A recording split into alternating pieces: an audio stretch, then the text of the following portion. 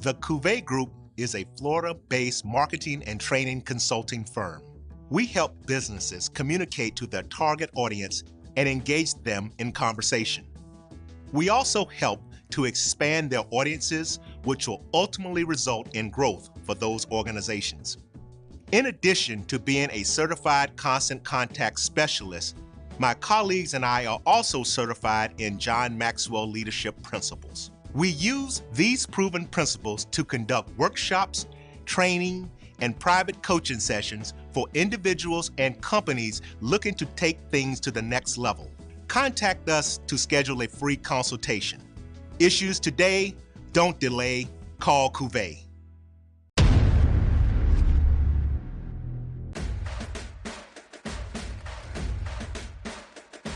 HBCU League Pass. Watch your favorite black colleges. Some of the best players in the land.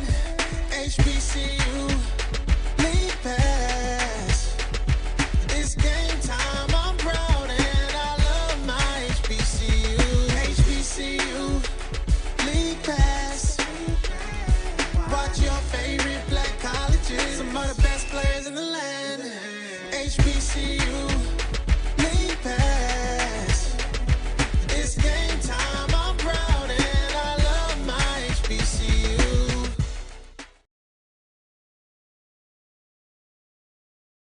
It's never too early to plant the seed, to share the tradition, and instill a sense of pride in your HBCU with your little ones. HBCU Pride and Joy Children's Boutique helps you share your school spirit with a wide selection of adorable kids' apparel and accessories officially licensed from your favorite HBCU. Visit hbcupridejoy.com and follow us on all social media at HBCU Pride Joy on Facebook and Twitter.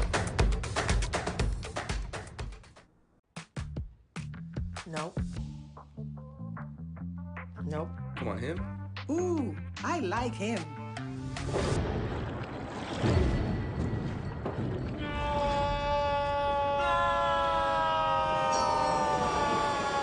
Quick, the quicker picker-upper.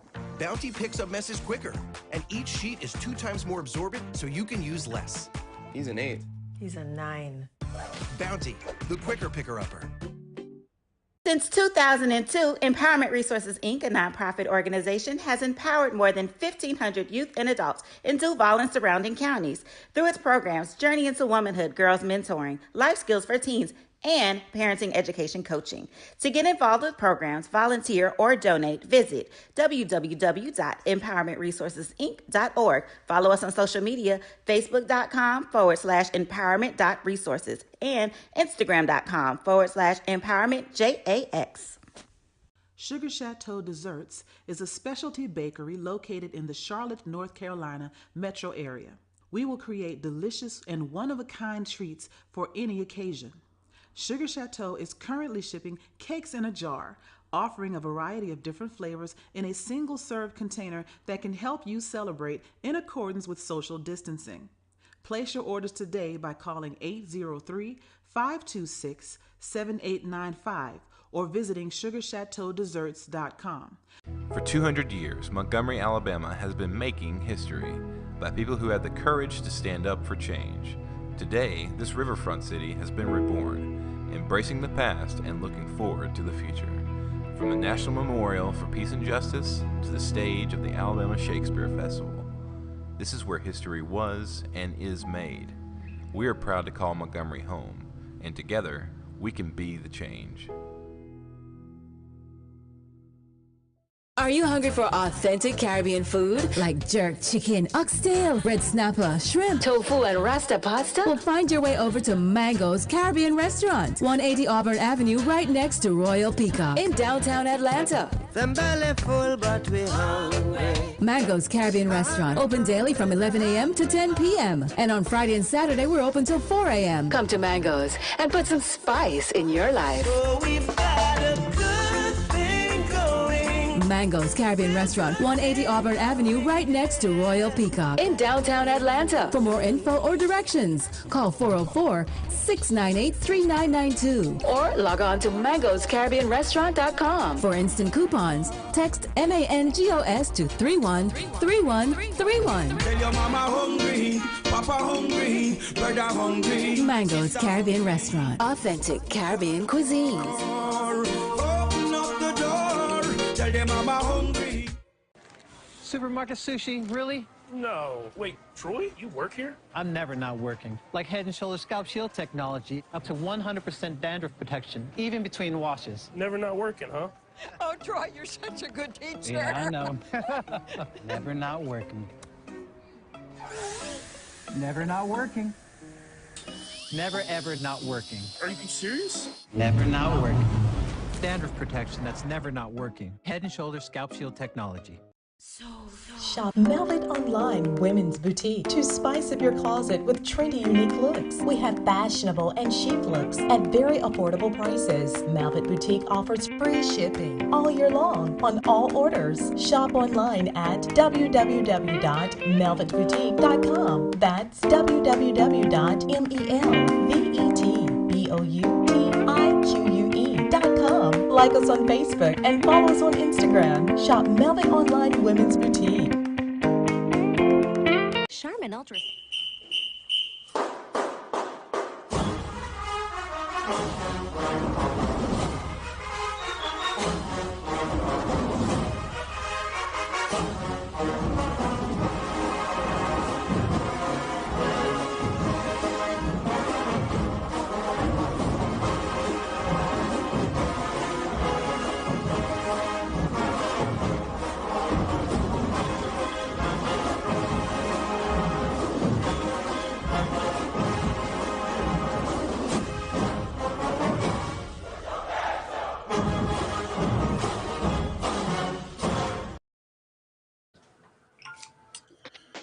All right, welcome to another edition of the O&G Strike Zone. Brian Fulford, Kelvin Rozier, Kofi Hemingway, live and direct from our home studios all across the state of Florida, where we are raising the red flag and letting everybody know there is only one agricultural and mechanical university in the SWAC East.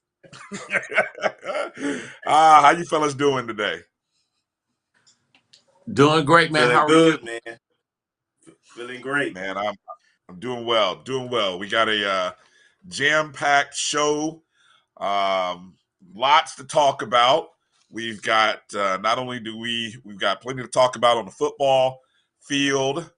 We've got some news to talk about on the courts, our volleyball and volleyball court. Big weekend just passed, and basketball is even getting started. You know, they got a big event going on right now, live in Tallahassee. I don't know why that event is not online right now, but anyway, I'm gonna move on. Hopefully we get some reviews from that event. It should be online. I mean, I'm just saying, just keep it real. We're fortunate to have a couple of coaches joining us. Coach Rochelle Houston, the head women's tennis coach, will be joining us. And Coach Jamey Shouppe, our baseball coach, will be joining us. And then a little bit later, we'll also get a chance to speak with Mr. Jerome Blake, who is the PA announcer at Mississippi Valley State football games for the past 33 years. So, we'll get a chance to talk to him about this year's team. And, I mean, he's got history, guys. I don't know. We got when you get a gentleman with that kind of history, and talking to him pre-show, I don't know if 15 minutes will hold him. We got there's a lot of history and a lot of places and stories that he's been and seen. So we're looking forward to that. We even have an opportunity to take some live calls at the top of the second hour. Live calls. Yes, I see that amazed look. So if you have band-related questions for Kofi, you can ask him. You got athletics questions for Kelvin, you can ask him. You want to complain about quarterbacks? Ask me. I'm just kidding. I just thought I'd throw that out there. Anyway, you gonna get off my boy McKay. How about that? Hey, he played a great game when it counted. All right. right. So look, follow the ONG Strike Zone on Facebook, Twitter, and Instagram. Shout out to everyone if you're following us out there on YouTube, watching us live on Facebook. We appreciate you. We'll get some of your commentaries and thoughts, and maybe when we throw out the call-in number, some of you will decide that you want to join us.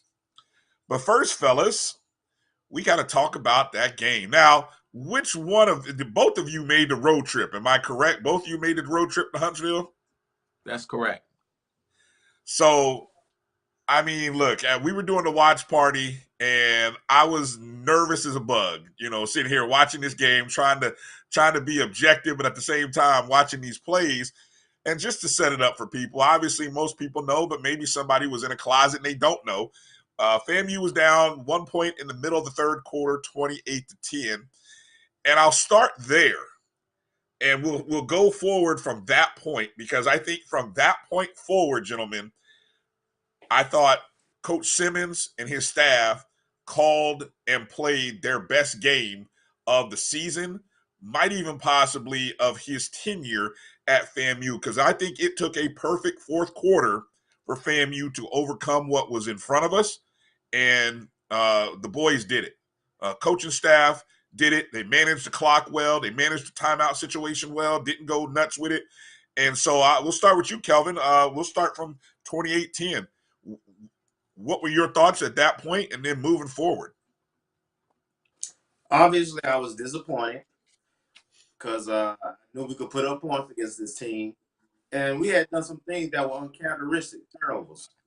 One of the turnovers, which was a little bit questionable, was we couldn't tell if it was a catch, not a catch, or the way they call it, where it bounced off the guy and never touched the ground and for interception. But I'm going to talk about the referees a little bit later.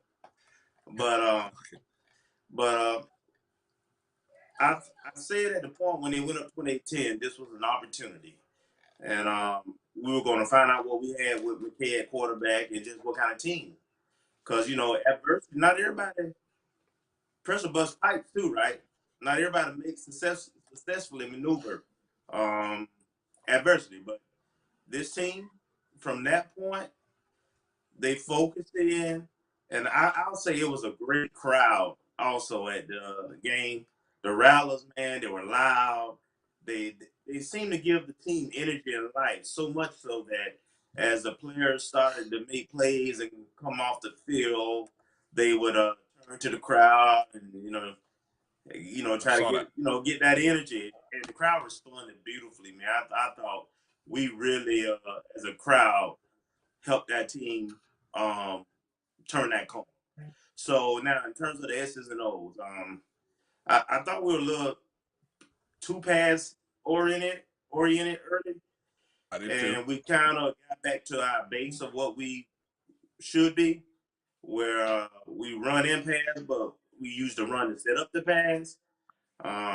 And of course, we had some amazing plays. Frankly, to having Chad Hunter back was big, man. Especially because we had some guys who was nicked up and injured, right? Manigo, he kind of, got banged up in the game, and then you didn't see him much in the second half. Of course, Xavier wasn't 100%, and he was very limited. So we had some other guys that actually stepped up, but having Chad there, was really big. And for the Bishop, amen. Bishop get a couple of amens, right? Yeah. Because he was spectacular. Jennings was solid, and that defense, man, we played rally defense from that last 18 minutes or so, where we got pressure on the quarterback, we got sacks, we got tackle for loss, and then of course we closed the game out with a interception. So the fact that we got down against the team with that kind of offensive power, we fast-paced the adversity we faced in terms of the refereeing, and to come back and just make all the plays we had to make. We had to be almost perfect. And we did so, and you didn't see dissension, no finger pointing, no heads hung low or anything, man. And what it tells me moving forward, we going to game 7 now. What it tells me moving forward is that we know we have a team that can handle adversity, and we know we have a quarterback who can win a game for us, not just game management. So I'm hopeful that we'll see a little bit more opening of the offense, frankly, moving forward. But it was a great rally win. What do you got, Kofi? I had a great time in Huntsville, Alabama. Obviously, it seemed like it wasn't going to start off that way, but as Kelvin spoke of, there were a lot of Rattlers that were there. I want to say that I agree with everything that Kelvin said. I was the opening drive was a thing of beauty. Everything they saw where we had mismatches, they exposed those mismatches, and they got those guys the ball. Then in the second drive, we did a couple of basic run plays. They started run blitzing our guys and really stuffing the line of scrimmage. So we had to make plays a little bit more down the field. You know, play calling is a thing of rhythm and seeing what the defense is in fact giving us at that time. And if they continue to give you that, you continue to take that. That being said, we were in position to methodically beat Alabama A&M. Not saying that they would have not made a run, but we made life easy for them with the fumble return for the touchdown. And I think just sometimes we may have overthought some things. If we kick the field goal right before the half, the score is 14-13 going into the half, and that wouldn't have been a bad deal. As a result, we went for the fake. It just, you always second guess it when it does not work. Had it worked, it would have been brilliant, right? But it didn't work. So we're down 14-10. Then coming out in the second half, we weren't aggressive, and that's the thing really with the defense that I really thought was going to be different, because Grambling was able to have the success that they had against Akil Glass by putting him under immense pressure. Jackson State put him under immense pressure, and consequently, he turned the ball over. It wasn't until late in the third, early in the fourth, that our guys on the line started getting to the QB, and that made a difference in the game tremendously. And that's really my only take back. Obviously, when we did get more aggressive with our play calling, Chad's catch made the ESPN #1 spot for the football segment of the day, and he made the top 10 on SportsCenter, which I think was amazing exposure for our program. But Chad is an incredible athlete, and there are 3 game balls that 4 that I definitely would have handed out. Alabama, I would hand it to our defense. They held Alabama A&M to 2 out of 17 on.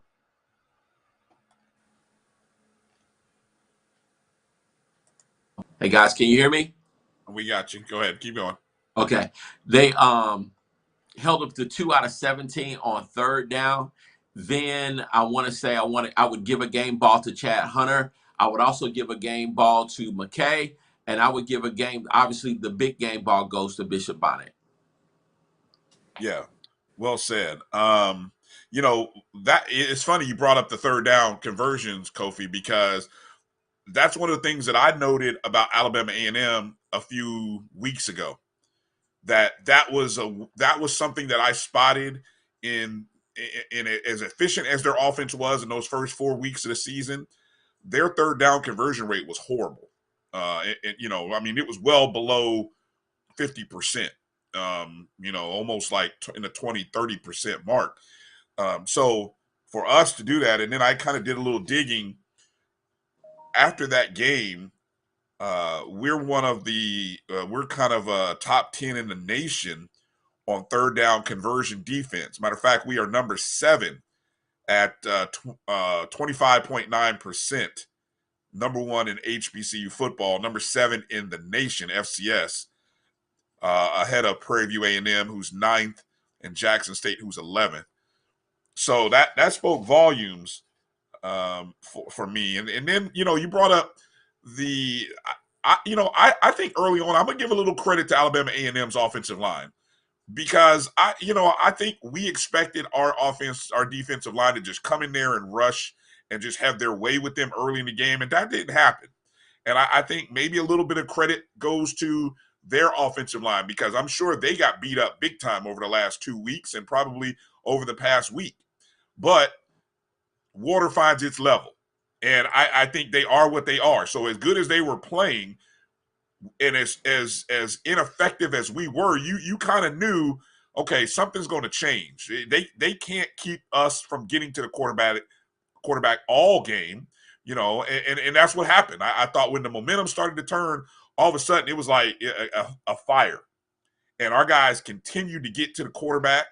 I was trying to look and see the number of sacks that we had in the contest. We had 4 sacks, and I think all 4 of them came in that fourth quarter, if I'm not mistaken. I mean, we held Aqeel Glass to 199 yards passing, which I think is the lowest that he's been held all season. And Gary Quarles ran 98 yards for them. So we really contained them. Like I said, a big player there is all they really had. And I just thought when the drives counted, I'm going to go back to the drive chart here that I was looking at, guys, because I really thought after the interception, then we go to, mid-third quarter, McKay touchdown. We had 4 of the next 6 possessions were touchdowns. We only had 2 punts. And I wasn't even mad at those punts because I just felt like the momentum and tide was changing, and we just had to play a perfect fourth quarter defensively. From a defensive standpoint, you had to have a perfect first quarter, and we forced them into 1, 2, 3, 4 3-and-outs. It doesn't get much better than that. I mean, 19-3 was the fourth quarter margin there. So that was a great fourth quarter there. Let me transfer it over. Kelvin, you said you had a beef with the officials. And give you an opportunity to get that off your chest. What about the officials really concerned you? And 2 things, you guys were there. I couldn't really make this out from television. I'm curious about the crowd. The week before, Jackson State looked like they filled up that entire sideline. It looked like we only kind of covered about half of it. So I'd like for you guys to kind of comment about the attendance numbers from Rattler Nation that was there. But like I said, Kelvin, I want to give you the floor because I know you had some comments about the officiating.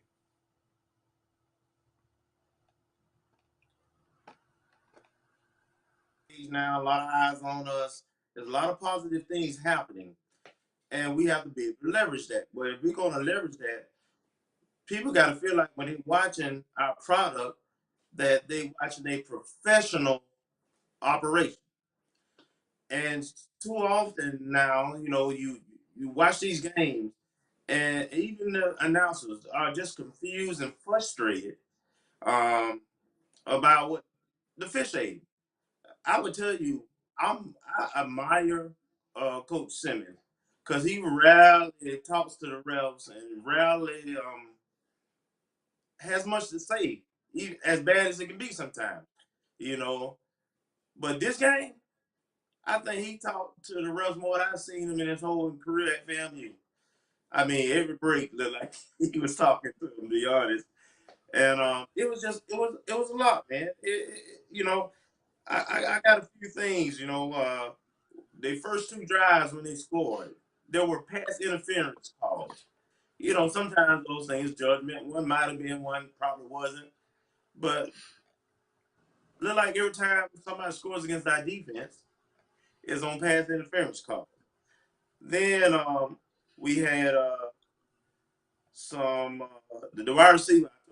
I talked about Xavier play where he dove for the ball to me, it was either a catch or a incomplete pass, but it bounced up and they called it an interception. Right before the half, there was before then there was a big play. Their first long bomb. The ball obviously bounced off the turf. And that was one of the few plays that was a replay. And everybody pretty much assumed that, well, they can't miss this one. It's obvious that it wasn't a clean catch. But they call it a catch. They let it stand. Then you guys could see that on the replay. I mean, the replay that they showed, you could see that it wasn't a catch clearly. Yes. Yes. Wow. Yes. That was clear. And then the other thing I point to was placement of the balls. So in short yardage situations, punts, it's like every at least one play every series for us offensively, they were moving the ball back 2-3 yards from where the ball carrier or the receiver was down or the spot.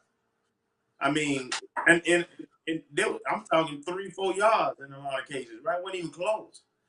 So those are just routine things, and I want to feel like the refs are professional and they care. They want to get it right, and I didn't feel that way Saturday, and I just need to see improvement. We got to get more serious if we want people to take our brand overall serious. The coaches got to do their part, players got to do their part, and the administration and the officiating got to do their part. You brought up the penalty. I just looked at the penalties and penalty yards. Now watch this. For Florida A&M, both teams actually had 11 penalties in the ball game. The difference was our penalty yards. We had 183 penalty yards, which averages, like you said, Kelvin. Now, I mean, you talked about everyone. What were they? I mean, that's an average of about 16 per. So that's almost every penalty is almost an unsportsmanlike or a 15-yard nature, right? And then you had 11 penalties for Alabama A&M for 104 yards. Now, I mean, I don't have to do a breakdown of the penalties to know something's not right about that, you know. But Kofi, any retort or anything you want to add there regarding the officiating? And that was something I remember you talking about early in the preseason. Right. Let me just say, first of all, that the SWAC referees, especially in this game, as Kelvin stated, the spotting was just utterly ridiculous. It was blatantly off. The miscatch was, I don't know what they're looking at, obviously, but that wasn't the first time that they've had an opportunity to look at replay and get the play right. I saw the same thing happen in with Alabama State and Southern. Southern blocked a kick, blocked a punt, ran it in for a touchdown. The referees saw it on the screen and found a way not to give Southern the touchdown. I was like, wow, like that there was just straight incredible. Like that show used to be, that's incredible. Like that's incredible. But just to put it in perspective, the MEAC is not much better. And really none of the leagues that we play that in terms of FCS are not much better. But the SWAC has the commissioner has to step in at some point and find another way to govern these guys or screen who actually gets to call our game, because the officiating is indeed a part of the product that the SWAC puts out. And so we have to do a better job.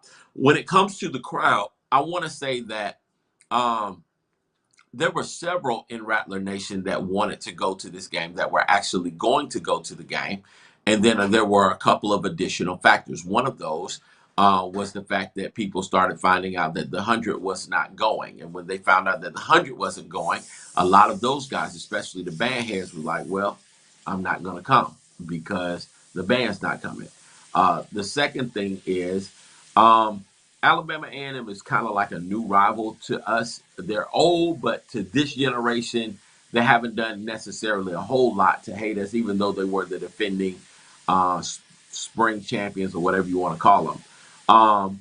At the same time, when they got beat 65-15, or 61-15, a lot of people were kind of like, well, I don't see the need for me to spend my money to go and watch us beat that team down.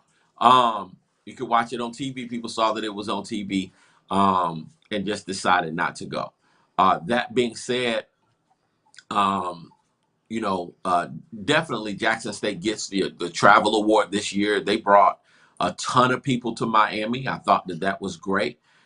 They've traveled everywhere that the Jackson State football team has gone. The Southern football game with Jackson State is already sold out.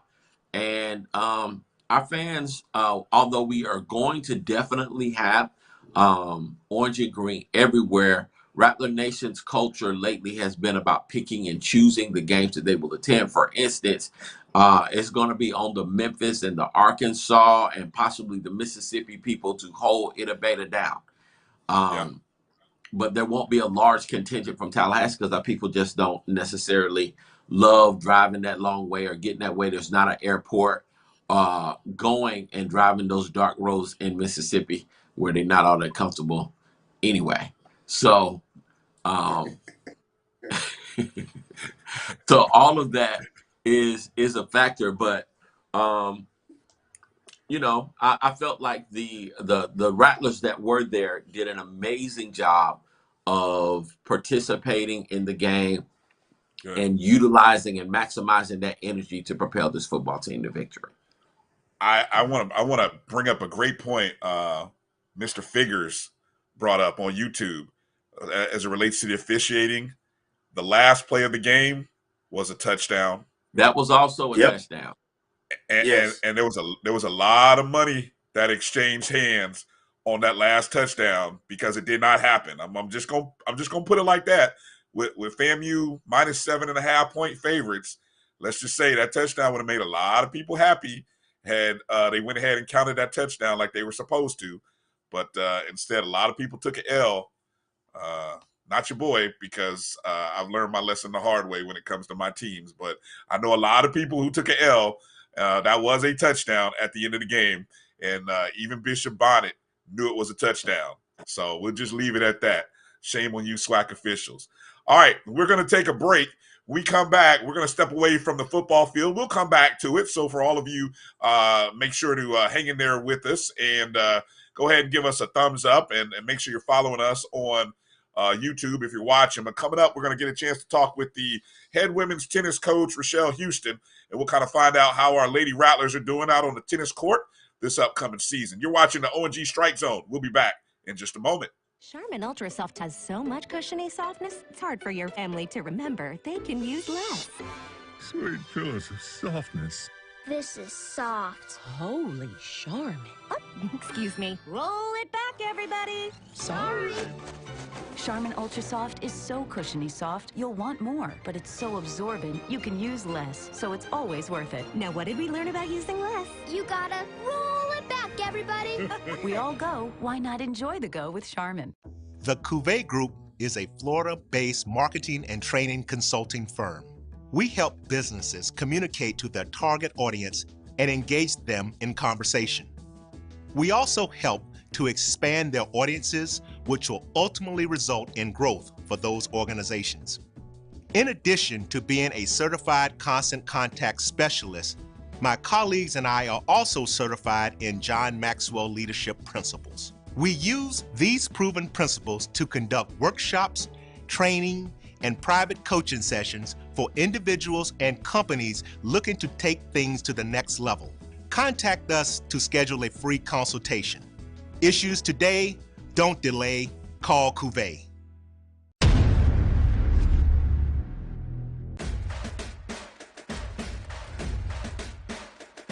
HBCU, league pass. Watch your favorite black colleges. Some of the best players in the land. HBCU, league pass. It's game time, I'm proud and I love my HBCU. HBCU, league pass.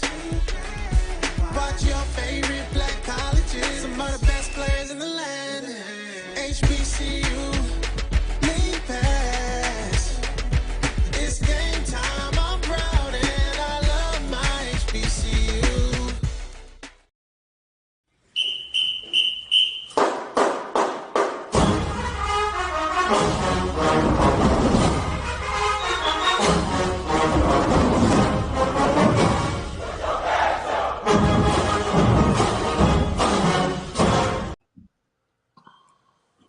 All right, welcome back to the ONG Strike Zone. Brian Fulford, Kelvin Rozier, Kofi Hemingway, and it's our pleasure right now to have the head women's tennis coach, Coach Rochelle Houston. Coach, how you doing this evening?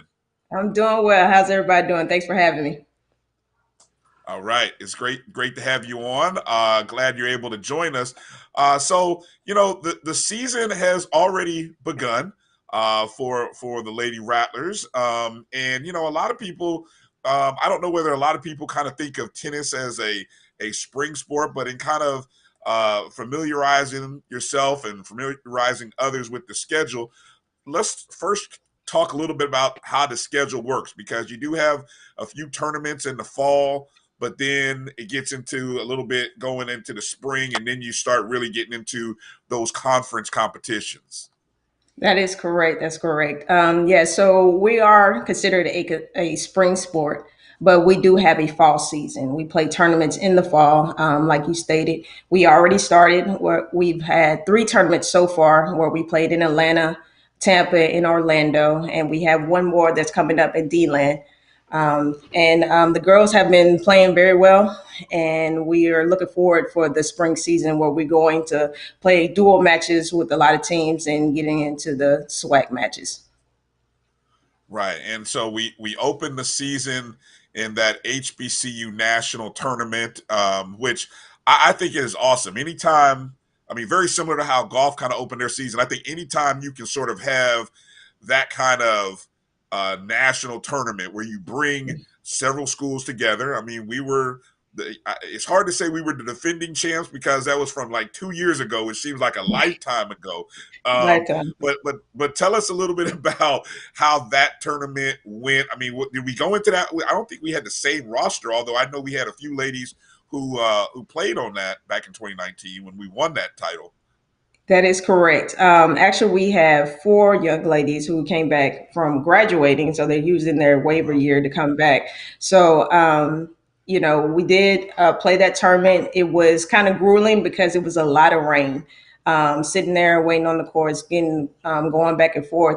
If it's going to rain, if it's not going to rain. But we did get a few matches in, and got to play a little bit more and seeing the other teams, like you said, the HBCU Nationals, where we could see other teams in the SWAC conference and see what players that they have. We was excited to see that and what we're going to during the season. Right. Kelvin, what do you got? Coach, talk about the SWAC and what you see in terms of their competitiveness, and is there any similarities, differences with the MEAC, and you know, what's your overall impression in your team moving into the SWAC, and what do you think you're going to need in order to compete for a championship? Yeah, so we've been fortunate to already play some SWAC matches throughout the years. So we play Southern every year. We've played Alabama A&M, Alabama State throughout the years. So we kind of know what the SWAC kind of holds. They're definitely a tough conference, and we're really excited to get over there and show them what kind of team that we have. They did get to see us play in the HBCU tournament, and they get to see what we have. But I think we are, as a team, as a whole, we're excited to go out there and show what we have and what we're bringing it with the Florida A&M Rattler Strike to the SWAC tournament. Kofi? Awesome. It's so good to see you, sis. You too. Yeah, awesome, right? What is the overall vision for the program? How good do you think we can actually be long term? And when do you foresee the men's team coming back? Like, what is it going to take for us to get that program back going again? Because it's making me, okay. you know. Yeah. So I know. I can hear it in your voice. I don't want you to go there. But well, to answer the first question, I think with this team this year, we had a lot of returners coming back this year. Last year, we were second in the MEAC, so they're coming back hungry and really want to show what we have in that SWAC tournament. Like I said, we have a bunch of seniors, graduated seniors. So the next year coming up, we will be. I've been recruiting on the recruiting trail, bringing in a lot of young people for next year. So I think long term, I think we're going to be very good, bringing in new talent, so we can be prepared where we want to go in the SWAC. As far as the men's tennis, definitely unfortunate. That is a legacy beyond belief, with all the talent and all the championships that have been won throughout the years. I think hopefully maybe in the next 3 to 5 years, raising funds to bring back the school, bring back the tennis program, because it has to do with the funds, and looking how we can make that program strong enough and stable on their own. I think that's something that we kind of looking forward and trying to raise funds to bring them back. Cool. I know a lot of teams in the SWAC have a number of international players, in particular Alcorn State.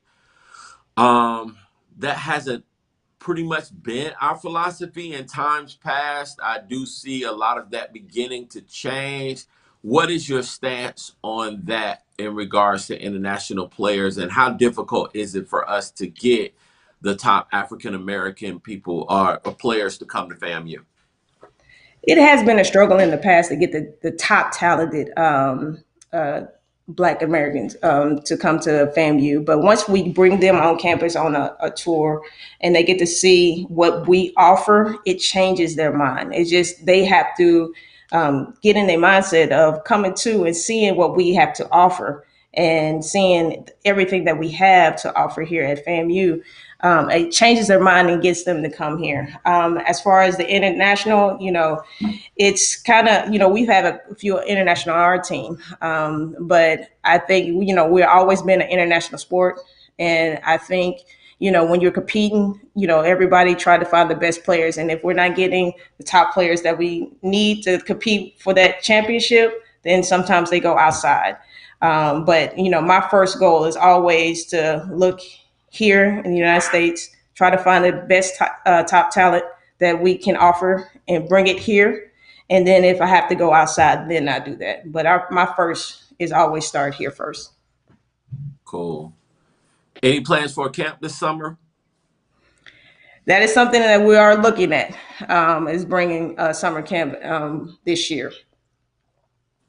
Cool.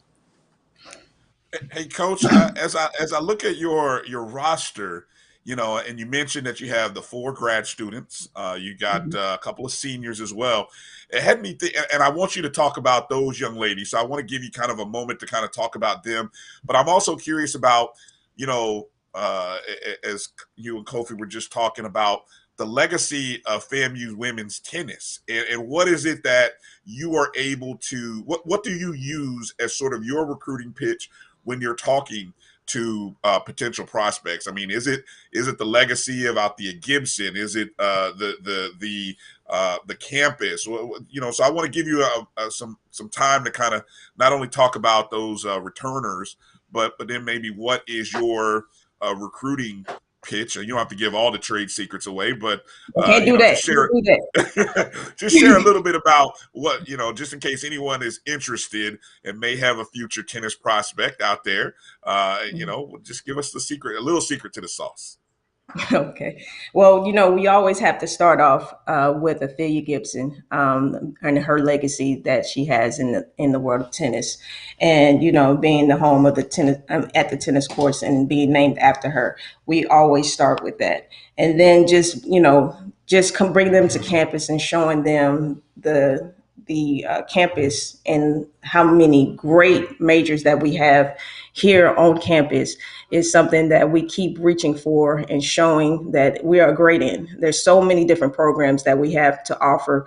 And once they come out there and see and talk to the different deans, they see that, success here is definitely something that you will want to be and want to, continue and grow as you go through and graduate at Florida A&M University. And then when you're talking about my team, like I said, we had the 4 graduate seniors. They graduated on time. They came in together. They graduated together.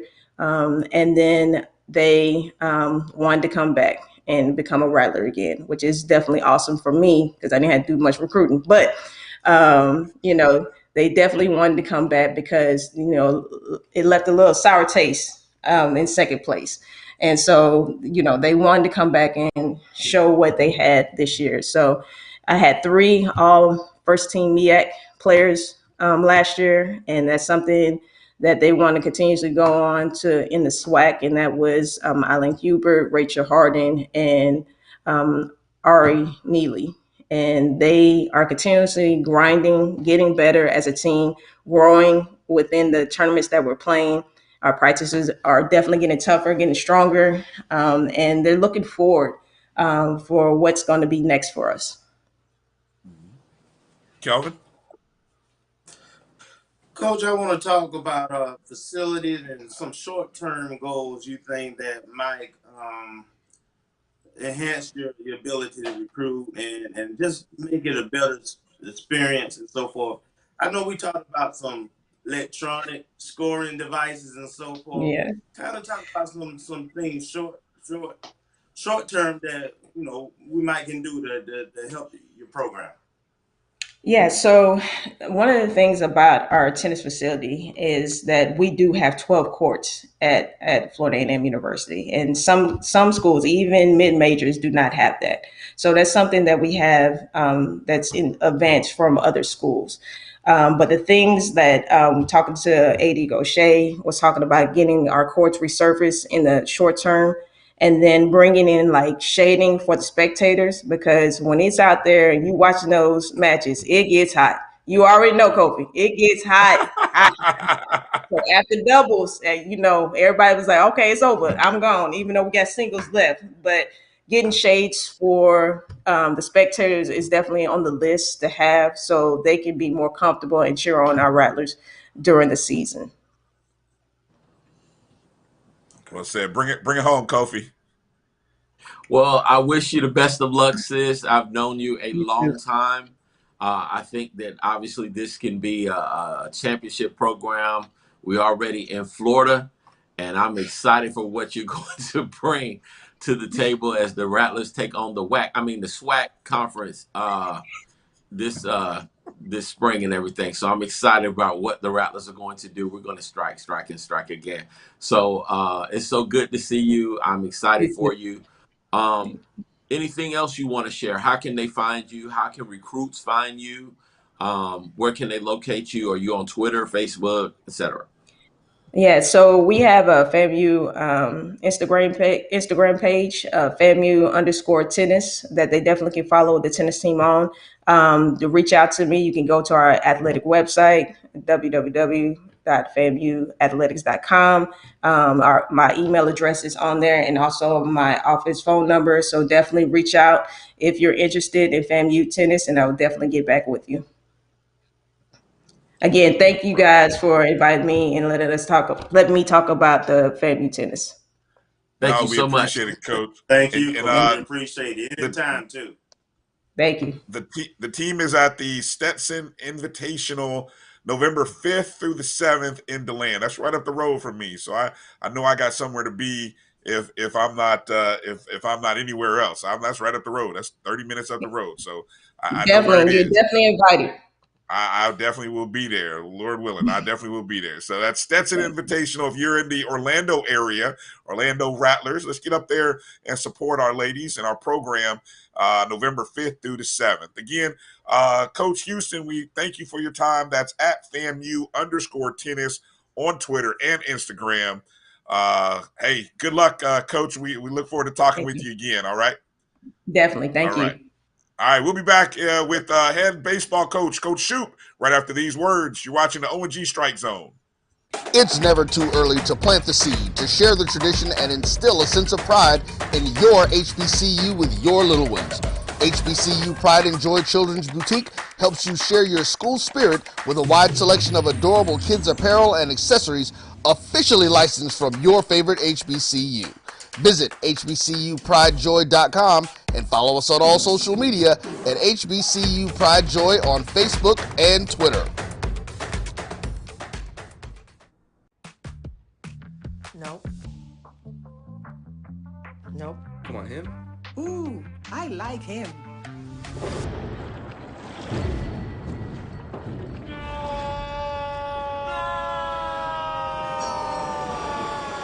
Quick, the quicker picker-upper. Bounty picks up messes quicker, and each sheet is 2 times more absorbent, so you can use less. He's an 8. He's a 9. Bounty, the quicker picker-upper. Since 2002, Empowerment Resources, Inc., a nonprofit organization, has empowered more than 1,500 youth and adults in Duval and surrounding counties through its programs Journey into Womanhood, Girls Mentoring, Life Skills for Teens, and Parenting Education Coaching. To get involved with programs, volunteer, or donate, visit www.empowermentresourcesinc.org. Follow us on social media, facebook.com/empowerment.resources and instagram.com/empowermentJAX. Sugar Chateau Desserts is a specialty bakery located in the Charlotte, North Carolina metro area. We will create delicious and one-of-a-kind treats for any occasion. Sugar Chateau is currently shipping cakes in a jar, offering a variety of different flavors in a single-serve container that can help you celebrate in accordance with social distancing. Place your orders today by calling 803-526-7895 or visiting sugarchateaudesserts.com. For 200 years, Montgomery, Alabama has been making history by people who had the courage to stand up for change. Today, this riverfront city has been reborn, embracing the past and looking forward to the future. From the National Memorial for Peace and Justice to the stage of the Alabama Shakespeare Festival, this is where history was and is made. We are proud to call Montgomery home, and together, we can be the change.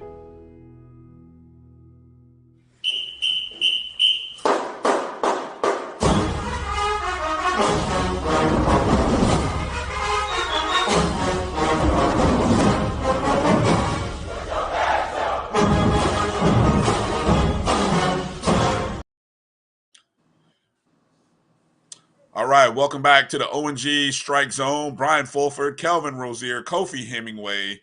Glad to be back with you. And joining us on the line, head coach, our head baseball coach, Coach Jamey Shouppe. Coach Shouppe, how you doing, sir? Let me make sure I can. Coach, are you there? Yeah, I'm here. Can you guys hear me? We got you now. How you doing tonight? I am well. I'm well. Thank you.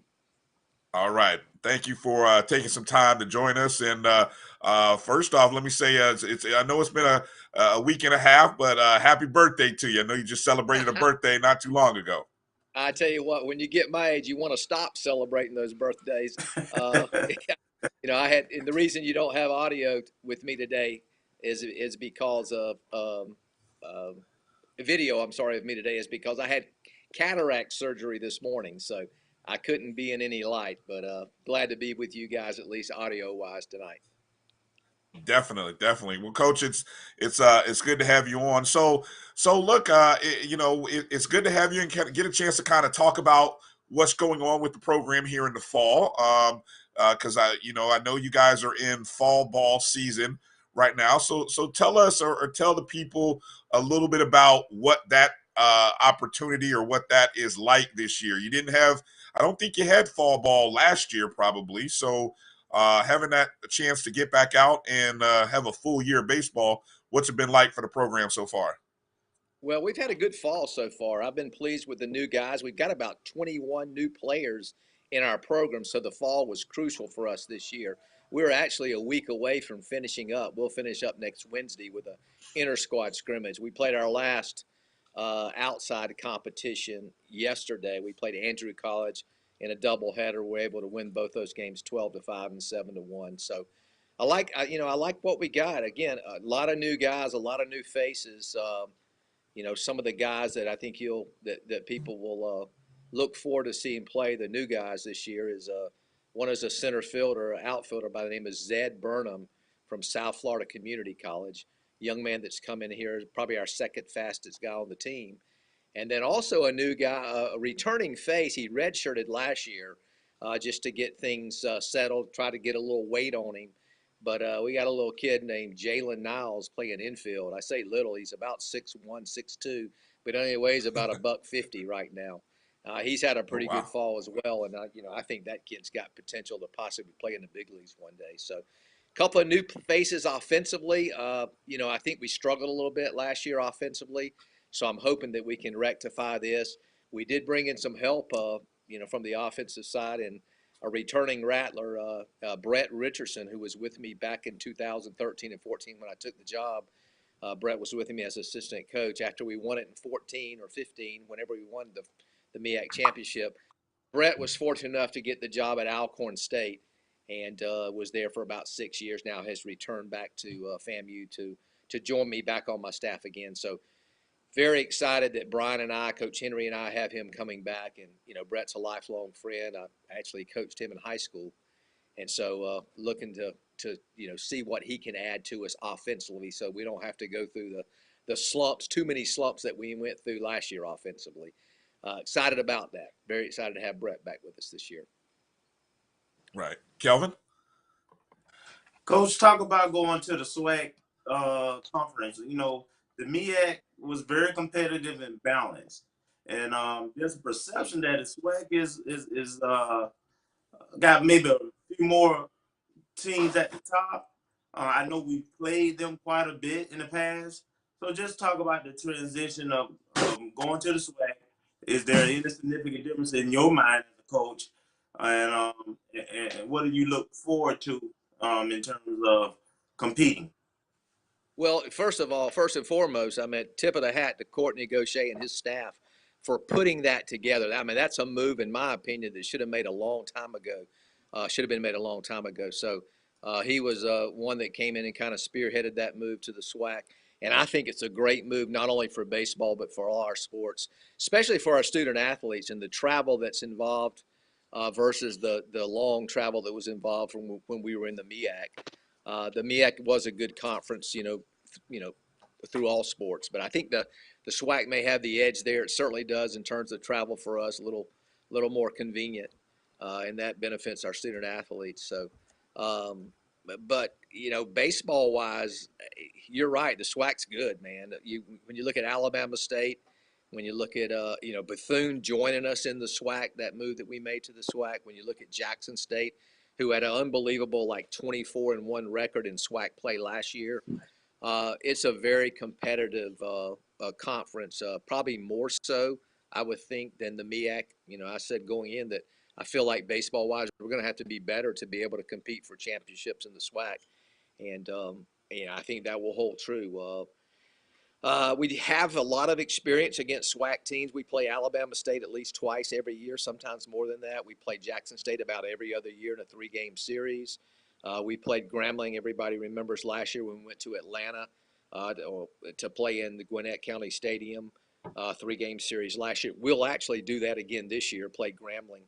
The SWAC sets up for baseball probably a little differently than most sports. We are 2 divisions, and we will not play outside our division. We'll play everybody, the other, whether it's 12 teams in the SWAC that play baseball. So we'll play 6 in the Eastern Division and 6 in the West. We will not play any games conference that will count toward the conference schedule from the Western side. We'll play 24 games conference schedule.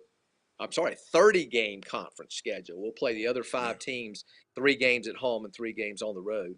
But we do play Grambling from the West 3 times in Atlanta the second week of the season, And then we actually opened the season in New Orleans at the Andre Dawson Classic there, and we'll play SWAC teams there from the other side as well. So we're excited about it, man. I think it's a good caliber of baseball. The leadership from Dr. McClellan and what he's trying to establish with the baseball, with the SWAC being a baseball conference, just like it's a football conference. A lot of emphasis is put on baseball in the SWAC. So, we know we got to get better. We feel like we have, and we're looking forward to competing, man.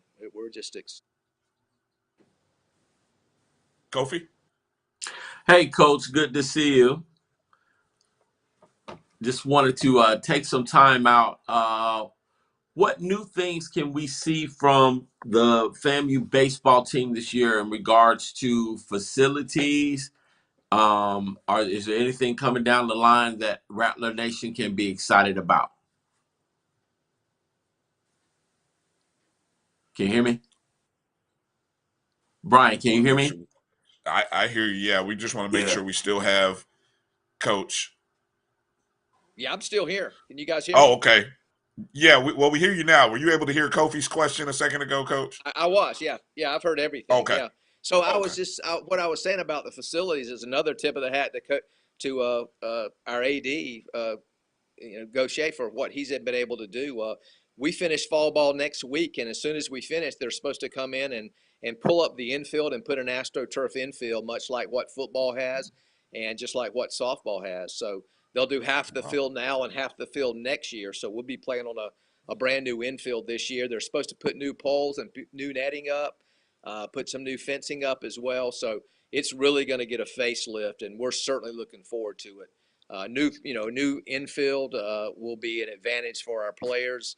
We'll be able to do something that I don't think any other team in the SWAC will be able to do, and that's practice and play on artificial turf every day. So we're excited about that, and we're fortunate to have that. And again, this athletic staff has done wonders with the football facilities and all the facilities throughout our FAMU. So we're looking forward to seeing a much better baseball stadium this when season starts in February.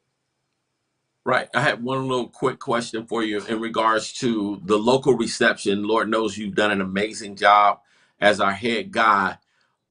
What has been the local involvement or engagement with the high schools and local players within our region in regards to the FAMU baseball program? Yeah, we hope to improve on that. Once we get an infield that's an artificial turf infield, then we'll be able to allow some of the other programs in town, FAMU, DRS, to come in and play some games on our field. Right now, we can't do that because we are basically the maintenance department for the baseball field. At least the everyday in and out work on the field has to be done by our players, and it's hard to upkeep a baseball field, especially an infield. So because of that, we haven't been allowing other schools to come in. But there's really little to no upkeep when you have an artificial surface.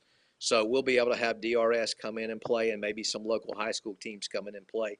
What we've done in the past is we've had several camps. We try to have 2 or 3 a year, and that is able to bring some of these local kids in and let them be exposed to FAMU baseball, let them be exposed to us as coaches and how we kind of, communicate with our players and how we coach our players. And we've got a group of pretty good young players that are from Tallahassee, the Tallahassee area, that have really contributed in the past, and we feel like that will contribute in the future.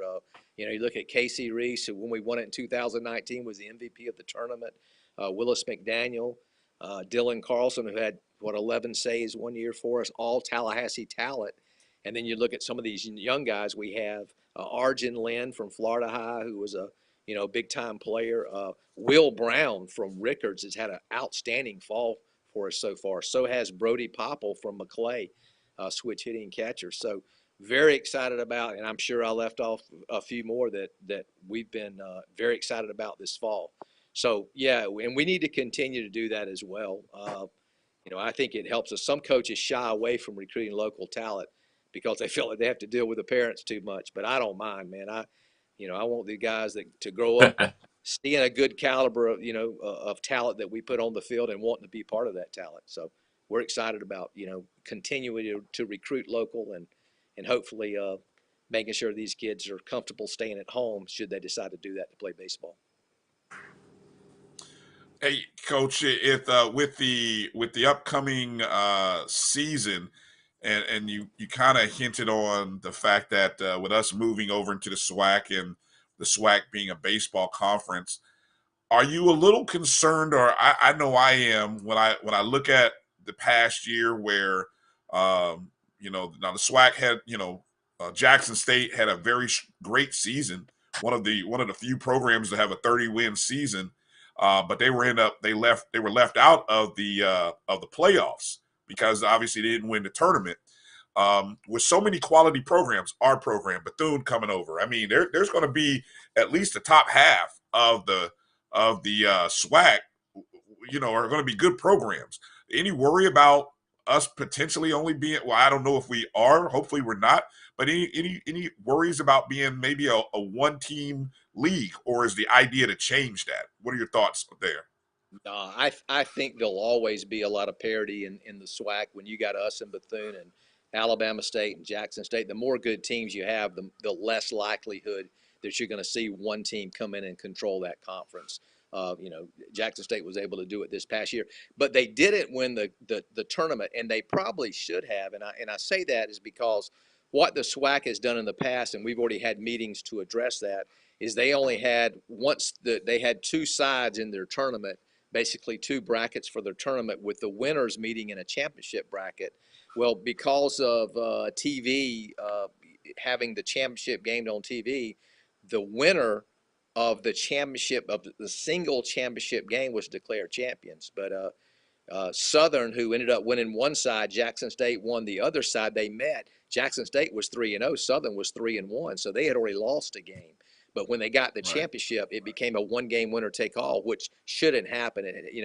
It seldom happens in any other conference, and we've already discussed that to hopefully change that as well. So, Jackson State should have had to have been beat twice.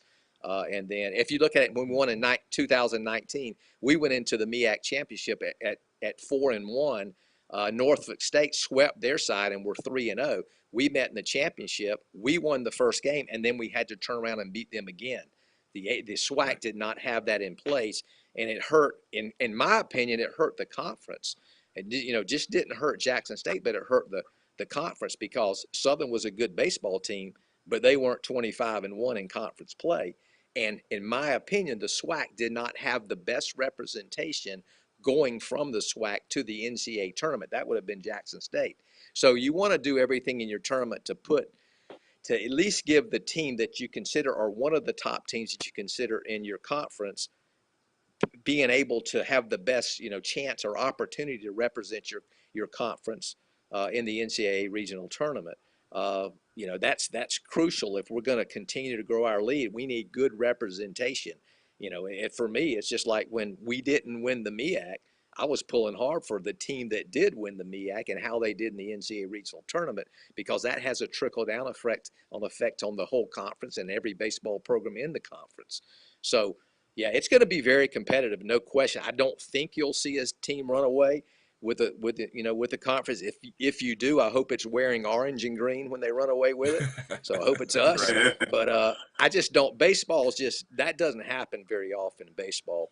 We're certainly going to do everything we can to make sure no other team runs away from it. But you got two more teams joining Jackson State and Alabama State, who on this side have always been the two teams that have usually led the conference. So you add two more pretty good teams, we feel like, to that.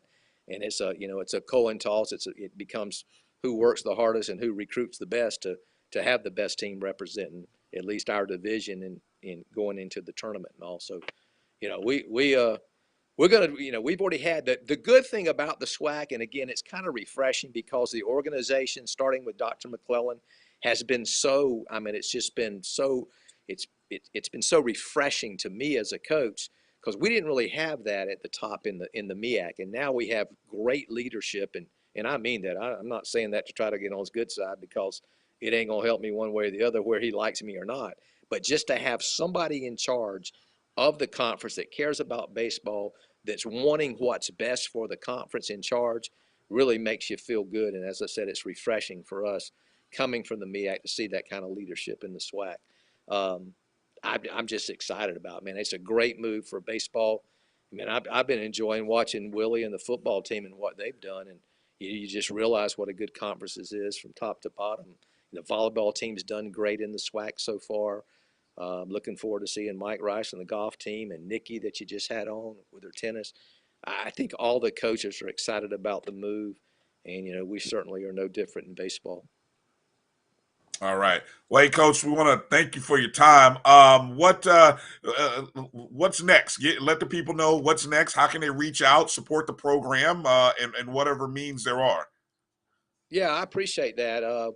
So we're done with the fall after another week, and then the field comes up, and AstroTurf comes down. So we'll continue to do some stuff in the weight room. I don't know if anybody else has mentioned it before, but another, again, our third tip of the hat to our administration for giving us good support.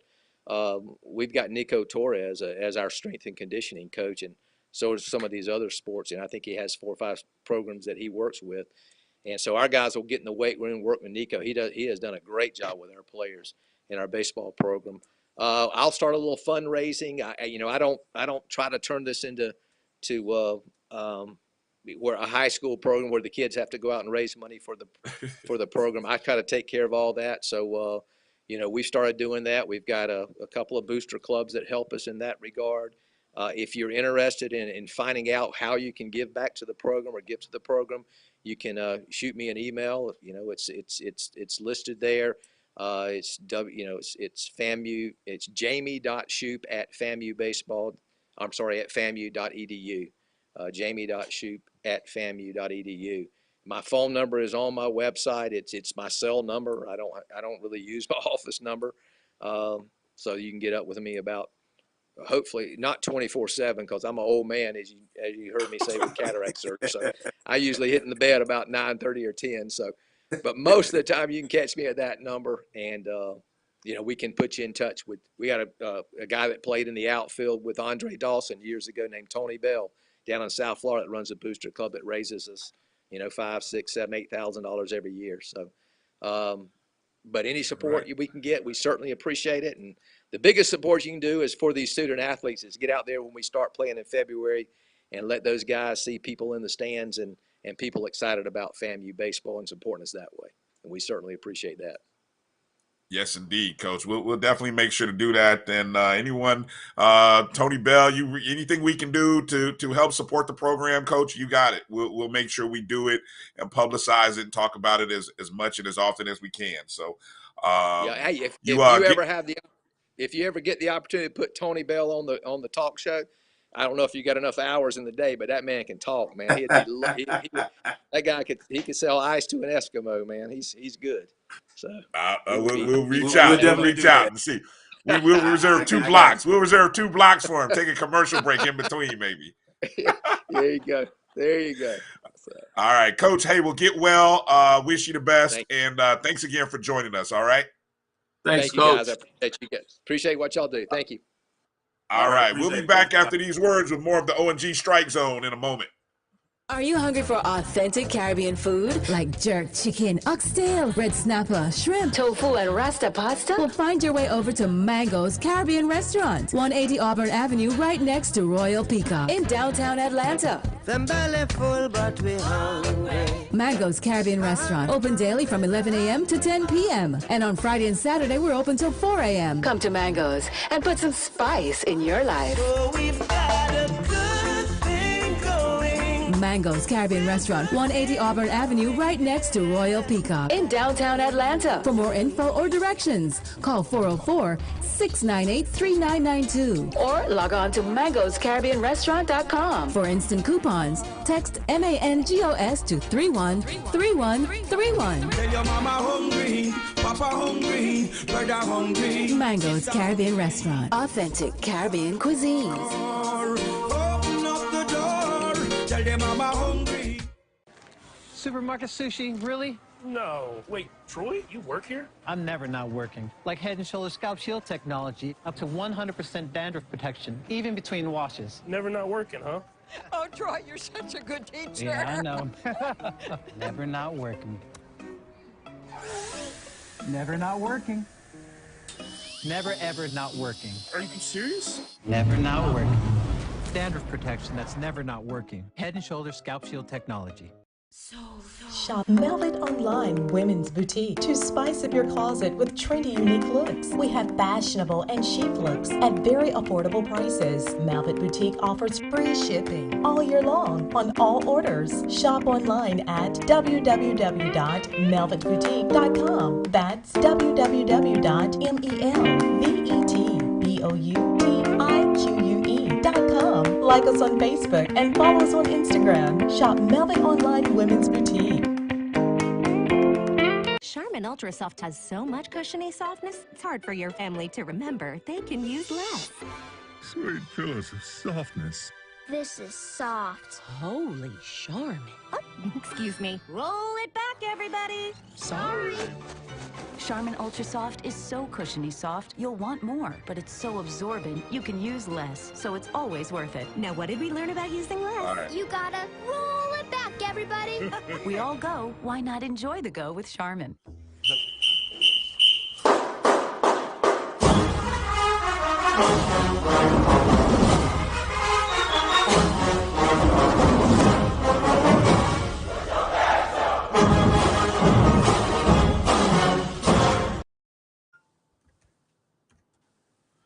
All right, welcome back to the O&G Strike Zone. Brian Fulford, Kelvin Rozier, Kofi Hemingway. Got to give a shout out again, Coach Houston and Coach Shouppe for taking some time out this evening to talk to us. Got to make mention here, coming up here in this segment, we're going to give you guys watching us on YouTube, Facebook, give you a chance to kind of call in and talk to us. Let us know your thoughts, whether it be about football program, volleyball program. Real quick mention about our volleyball program before I give this number out. The Lady Rattlers, 14-6 on the season, 6-2. Somehow, we played 2 games in 2 days. Somehow, we lost to Alabama State after being up 2-0, lost to Alabama State 3-2. That was a tough loss, especially after when you go up 2-0. But we rebounded the next night or day and swept Alabama A&M 3-0. That is the 6th conference win, all by nature of sweeps, all 3-0. So it's like if we win, we win by a sweep. Right now, we've lost to Jackson State and Alabama State. In the SWAC standings, Jackson State is still 8-0 in the conference, have not lost. I think that win streak is now 17 games. Dating back to the spring season. UAPB is in second place with a record of 7-1 in the conference, and we are tied with Alabama State at 6-2. This upcoming weekend, October 23rd, we host Mississippi Valley State. And then the big match, October 25th, and I promise, Rattler Nation, you better pack the pit. That's all I got to tell you. Jackson State's coming to town. We're going to end that streak because it won't end at Bethune. They're going to go to Bethune and win. That streak will be 18. It's coming to an end. Rattler Nation, you better show up. You better show up. You better be loud. And that's all I'm going to say. That's all I'm going to say. Now, let's get to some live calls. Check this number. Call 678-459-4236. Again, 678-459-4236. We want to hear from you. Those of you who are watching us on YouTube, give a shout out to some of the people there on YouTube. I saw Mary 305 in there. She's always in there. I saw Dwayne Sweet checking us out.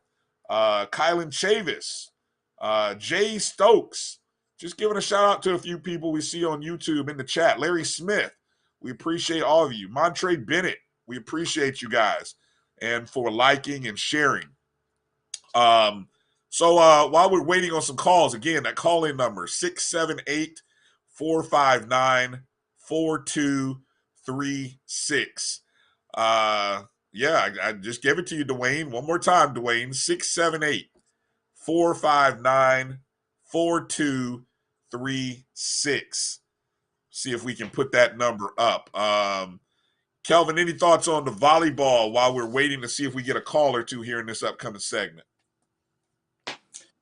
No, at the top, it's tiers to SWAC volleyball, and we're in our top tier. You talked about Jackson State and their streak. You got to remember, Alabama State did the same thing we did in terms of playing. They played Auburn University, and they beat them in 5 sets just like we did 3-2. And so I'm not sure Pine Bluff. I see their record, but I hadn't seen a whole lot of them, so I'm not sure about them. But Alabama State and Jackson State, they are very competitive teams and well coached, and we have to finish, right? Both of those losses, we were leading set, and even though we got swept at Jackson State, we were ahead on a couple of those sets. Even in the second set, I think we were up 3 or 4 points, and we were at like 21, 22, and just didn't close. So I know coaches working on specific themes right now, and I just want to see us take that next. That's the next step for this team. We know we're talented and good. Just got to make sure we're mentally tough and we're in good enough condition to finish. All right, I think we got a caller on the line. Hello, caller, are you there?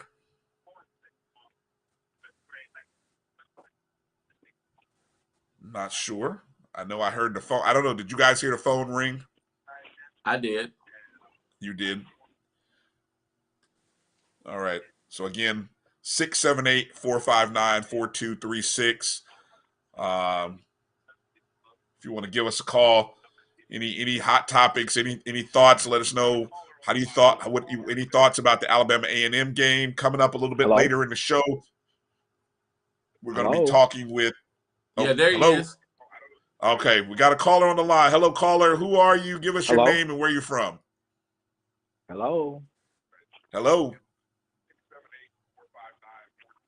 Caller, are you there?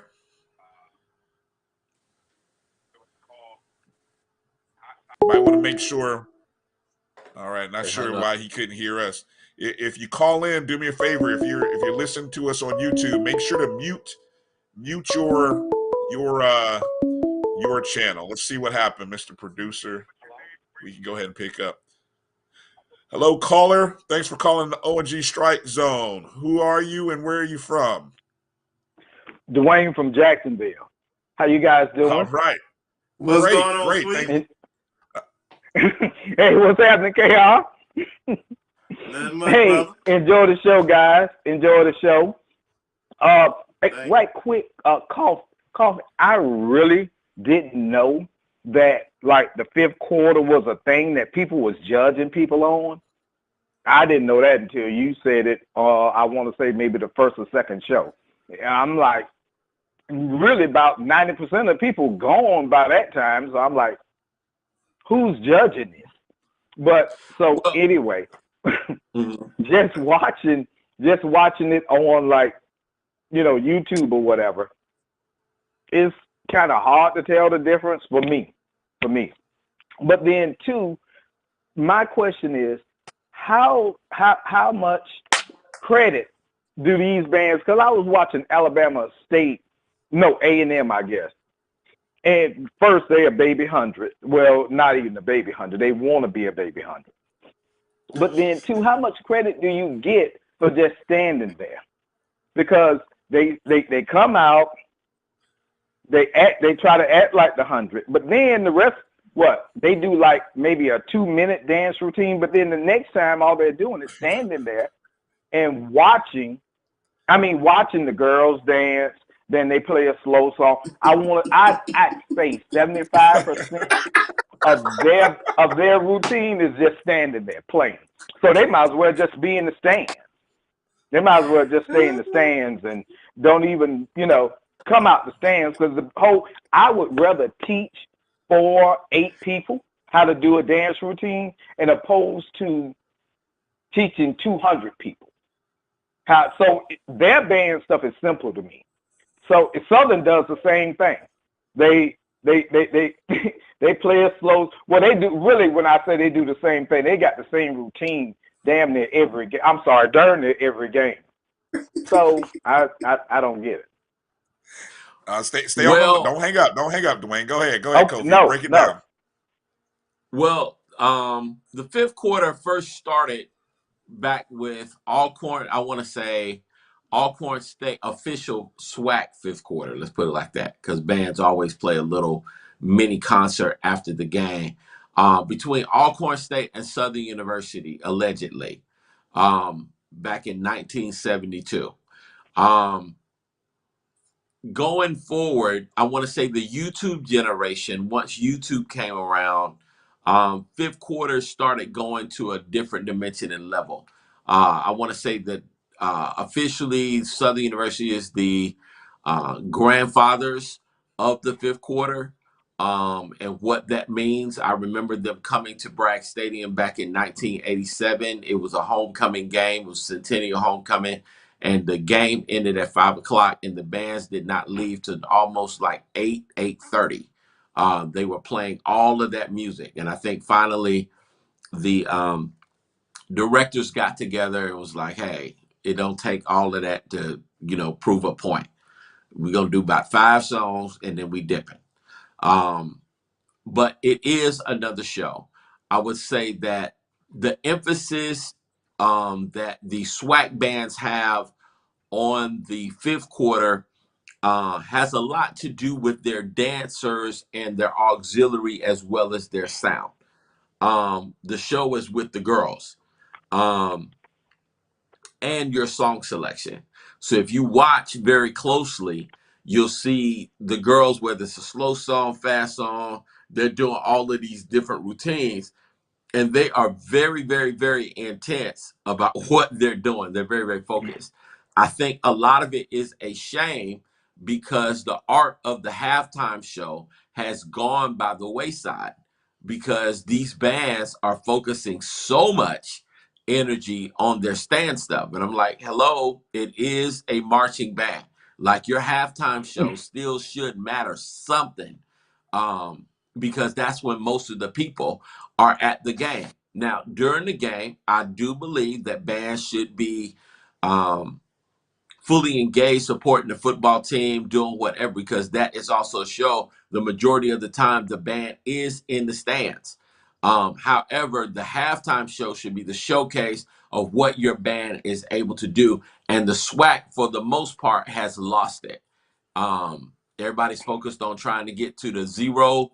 They do the zero and they play a bunch of whole notes. Wah, wah, wah, wah. And then they get to the fifth quarter and it's more wah, wah, wah. And they're trying to, it's a little bit more song selection with it.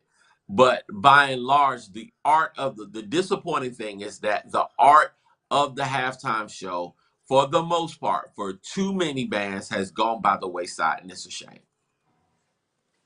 Yeah, because I just watched the YouTube shows and they are terrible. I'm like, this is awful.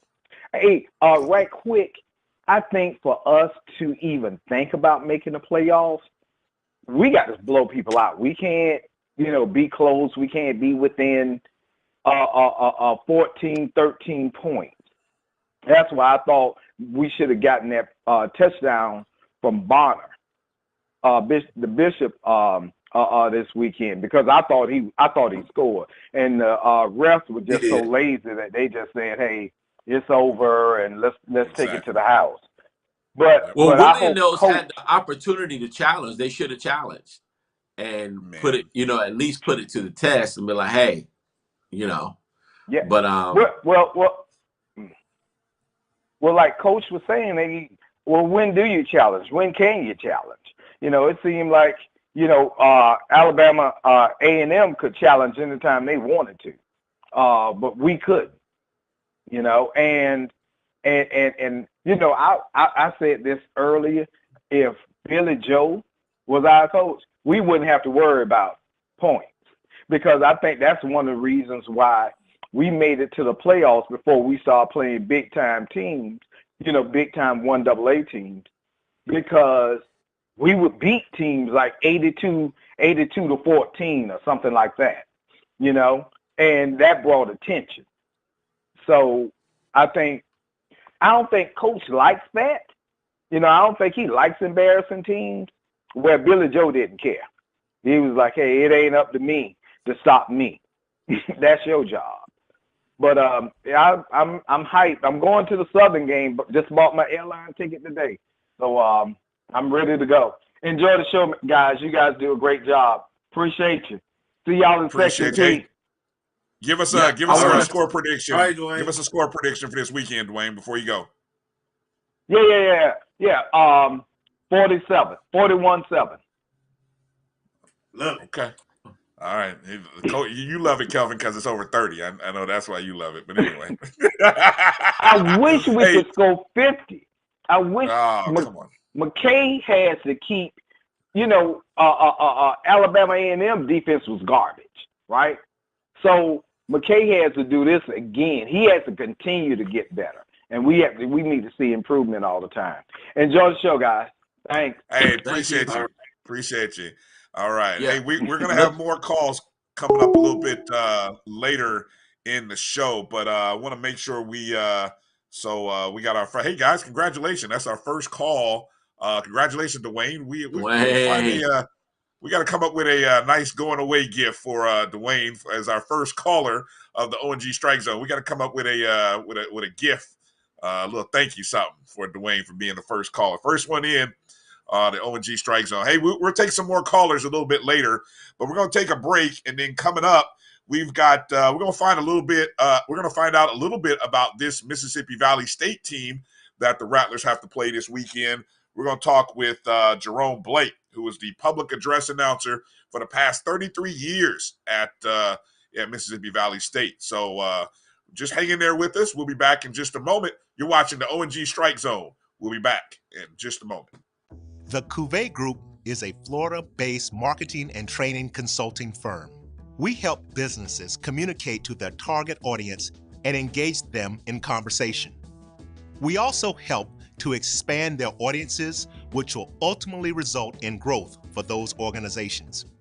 In addition to being a certified constant contact specialist, my colleagues and I are also certified in John Maxwell Leadership Principles. We use these proven principles to conduct workshops, training, and private coaching sessions for individuals and companies looking to take things to the next level.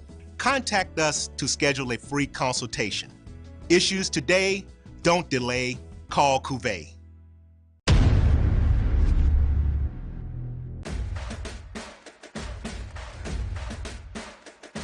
HBCU, league pass. Watch your favorite black colleges. Some of the best players in the land. HBCU, league pass. It's game time. I'm proud and I love my HBCU. HBCU, league pass. Watch your favorite black colleges. Some of the best players in the land. HBCU, league pass. It's game time. I'm proud and I love my HBCU.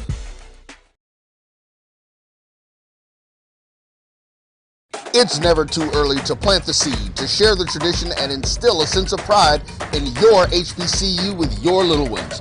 HBCU Pride and Joy Children's Boutique helps you share your school spirit with a wide selection of adorable kids' apparel and accessories officially licensed from your favorite HBCU. Visit hbcupridejoy.com and follow us on all social media at HBCU Pride Joy on Facebook and Twitter. Nope. Nope. Come on, him. Ooh, I like him.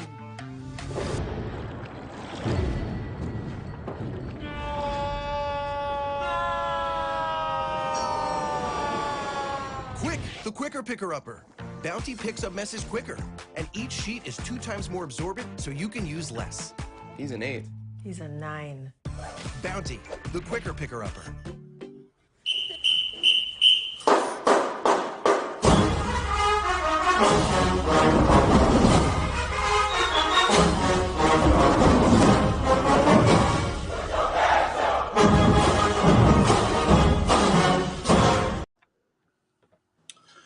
Welcome back to the O&G Strike Zone. Brian Fulford, Kelvin Rozier, Kofi Hemingway. Want to remind you guys, look, hey, we've even got a voicemail set up on that number. So when we're not taking live calls, you can send us. Look, we just got all kinds of ways that you can reach us. So we want to hear from you. You know, we've got our email address that you see right there below me on ongstrikezone@gmail.com. You can always hit us up on Facebook, Twitter, and Instagram at ongstrikezone. If you want to leave us a voicemail even, and we'll go back and replay your voicemail, you know, comments about the win against Alabama A&M. Let us know your thoughts. What did you think about that win against Alabama A&M? Leave a voicemail at 678-459-4236. Hey, even after the game this weekend against Mississippi Valley State, you know, share your thoughts. Good, bad, whatever. You know, we want to hear it. We'll play it. Guys, basketball season is kicking off. We talked a little bit about the fact that this weekend, or actually today, wasn't it, Kelvin or Kofi? Yes. That yes. Rattler Mania. Yeah, Rattler Mania was this evening. Again, couldn't see it. Wasn't on Facebook, but I'm sure you can find it on social media. There might be some highlights or something. Would have been nice to see it, but anyway.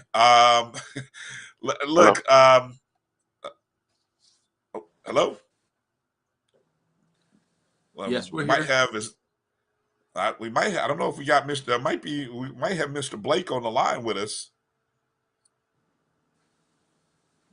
Not sure here. I thought I heard. Yeah, I can. Okay. Yeah, I can see you guys. That's it? I can hear okay. you. Yeah. Yeah. All right. There you go. Well, I see you guys. I see you guys well. All right. Joining us right now, Mr. Jerome Blake, public address announcer for Mississippi Valley State for the last 33 years. Mr. Blake, how you doing, sir? Man, I'm hanging in here. Real tough. All right. Well, thanks for taking some time to join us. So the Rattlers are coming to Mississippi Valley State. Now, correct me, is this the first time that FAMU has traveled to Itabena in your 33 years as the PA announcer? Absolutely. I mean, this is the first time football has ever. We did basketball. We've done some women's softball, but this is the first time for football.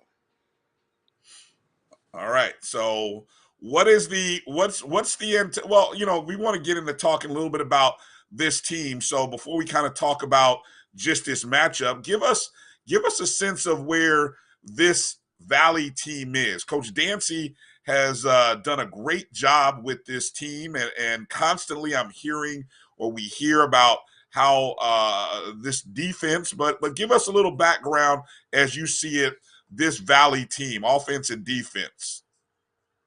Okay, being around the program for as long, I've seen the ups and downs, and with this particular team, if you really want to sum it up into small words, you can say dark horse. They're a dark horse.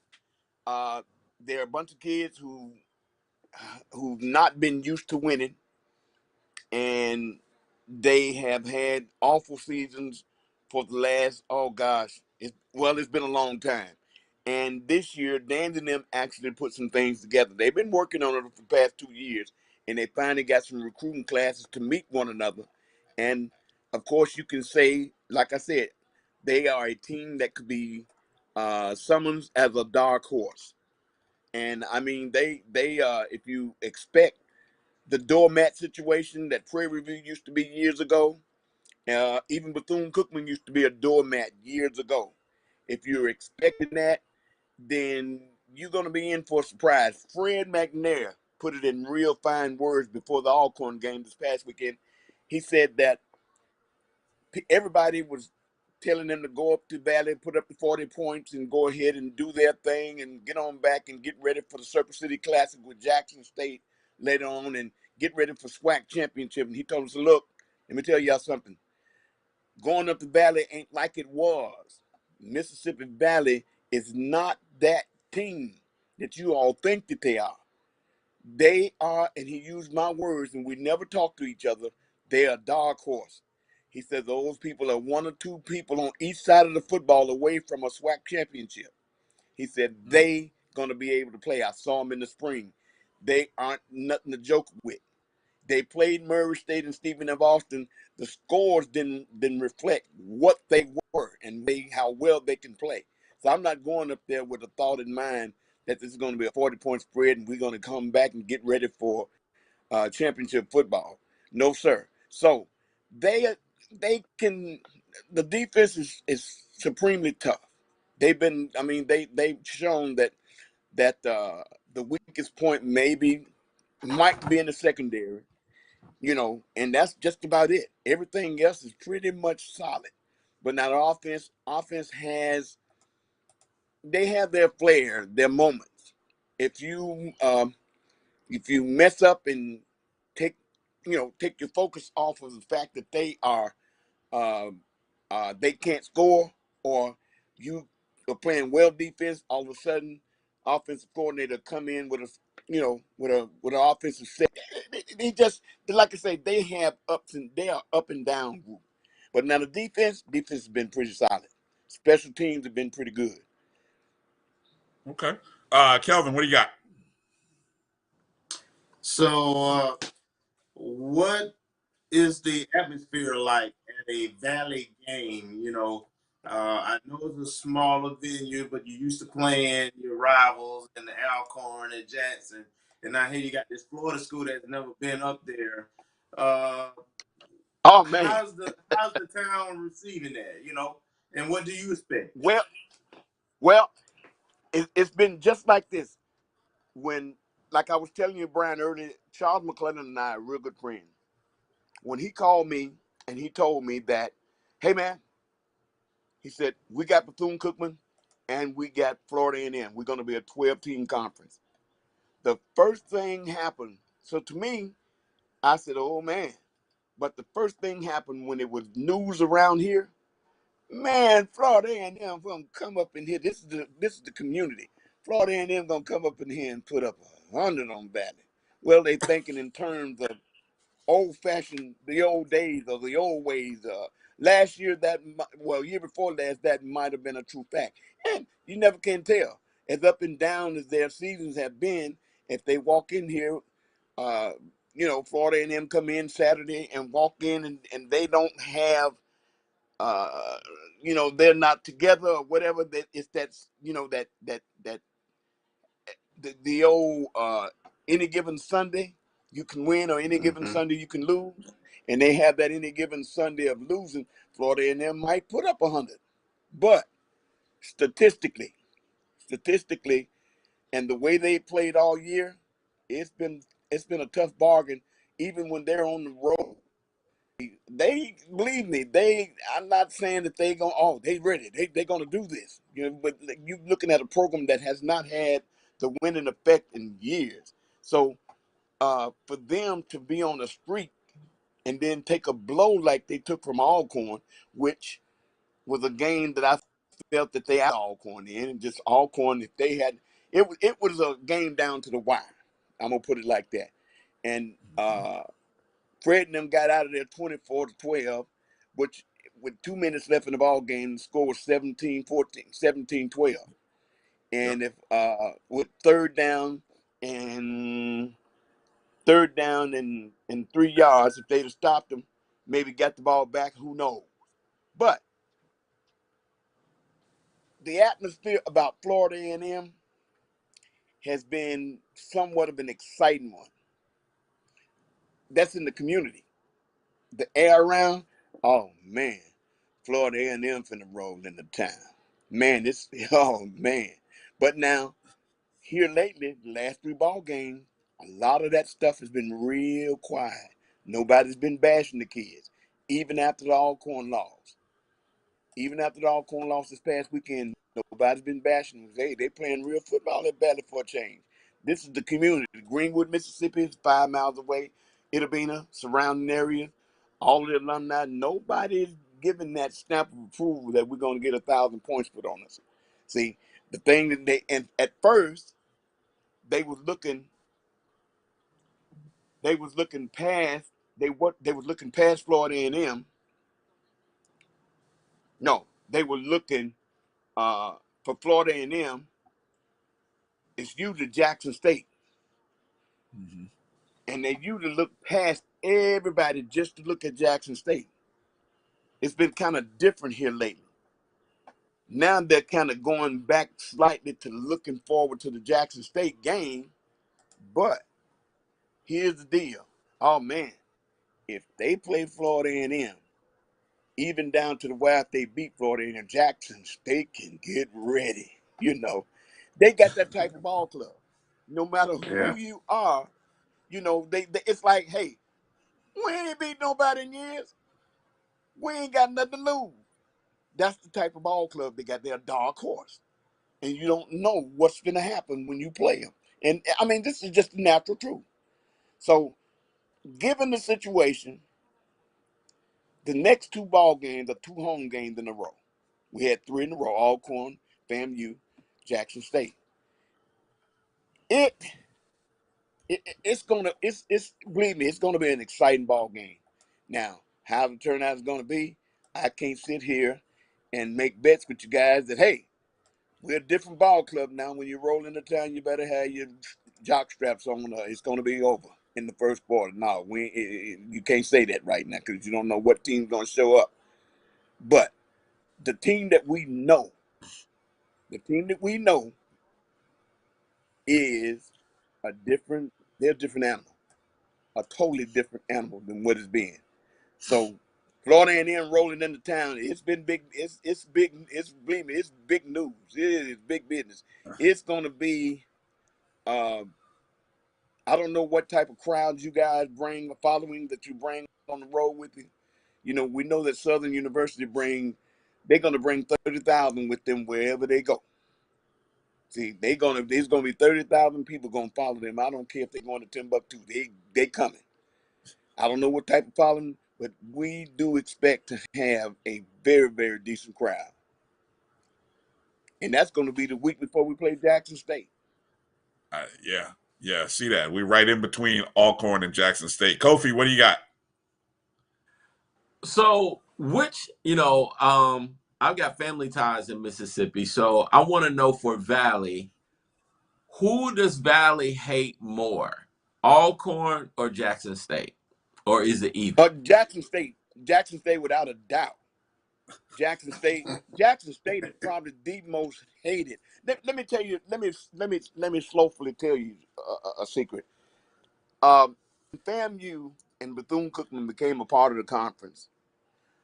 Everybody was hoping that they thought it was going to immediately happen. They didn't know that they had to wait a year or so before it became official. I'm going to be honest with you. The first thing that everybody say, they felt like, we wasn't going to have a team to beat nobody. That was the feeling. But here's what they did say. Most of the people around here, and them rallies rolled up in there, I sure hope they beat the hell out of Jackson State. See? So everybody hates Jackson and Southern because they are the most arrogant. For black people, they are the most arrogant black people in the world. Jackson State and Southern University. And Sean Woods is my best friend, head basketball at Southern. And athletic director Ashley Robinson still holds the record for assists at Mississippi Valley right now, the basketball player. And he is somewhat of a real dear friend of mine. But Jackson State Valley, they actually feel we're the African Americans. In Valley, they're the N-word. You understand where I'm coming from when I say that? Yeah, They right. say, hey, we're African Americans. They're the Negroes. They actually feel that way. And when they lose to Valley in anything, it can be a chewing gum contest or Easter egg hunt. Doesn't matter. If they lose to Valley in it, they get. I mean, it's like the world has come to an end. Like Valley can't produce that winner. But it's unreal. It's unreal. Now Jackson State is probably the only. As a matter of fact, we've had some seasons right before Rick Cummings had the program, before Danzy did. He made them take it down. They walked into the field house, and the big sign, I mean, beautifully written sign on a glass frame, and had up there, beat Jackson State. Well, what about the other 11 teams that you're going to play? So he made them take it down. We're not going to keep our mind on Jackson State. And he ended up his first season, he beat Jackson State. He told me, get your Wow. mind off of that. We got a lot. Oh, and speaking of relatives around this area, now, one of my dearest and closest friends was on the FAMU national championship team against Maryland back in the day. As a matter of fact, I was his strength and conditioning coach. He was head football coach at that same high school I was telling Brian about earlier. His name is Sheldon Hodge. Sheldon I don't know Hodge. if y'all know him. Yeah. Yeah, Sheldon Hodge. He's here. He lives here in Greenwood now, and he and I was I told him I was going to come on this network tonight, and he told me, said, man, see if those guys know anything about Sheldon. That's the way he talks, and I told him, I yeah, know Sheldon I'll Hodge. make sure I mention. I Yeah, know he was Sheldon on that team. Hodge from the National Youth Sports Program. So he was one of my coaches back in the day. And everybody used to be scared of Sheldon because he was so, he had that little swag about him. So we tried to stay out of his way as much as we could.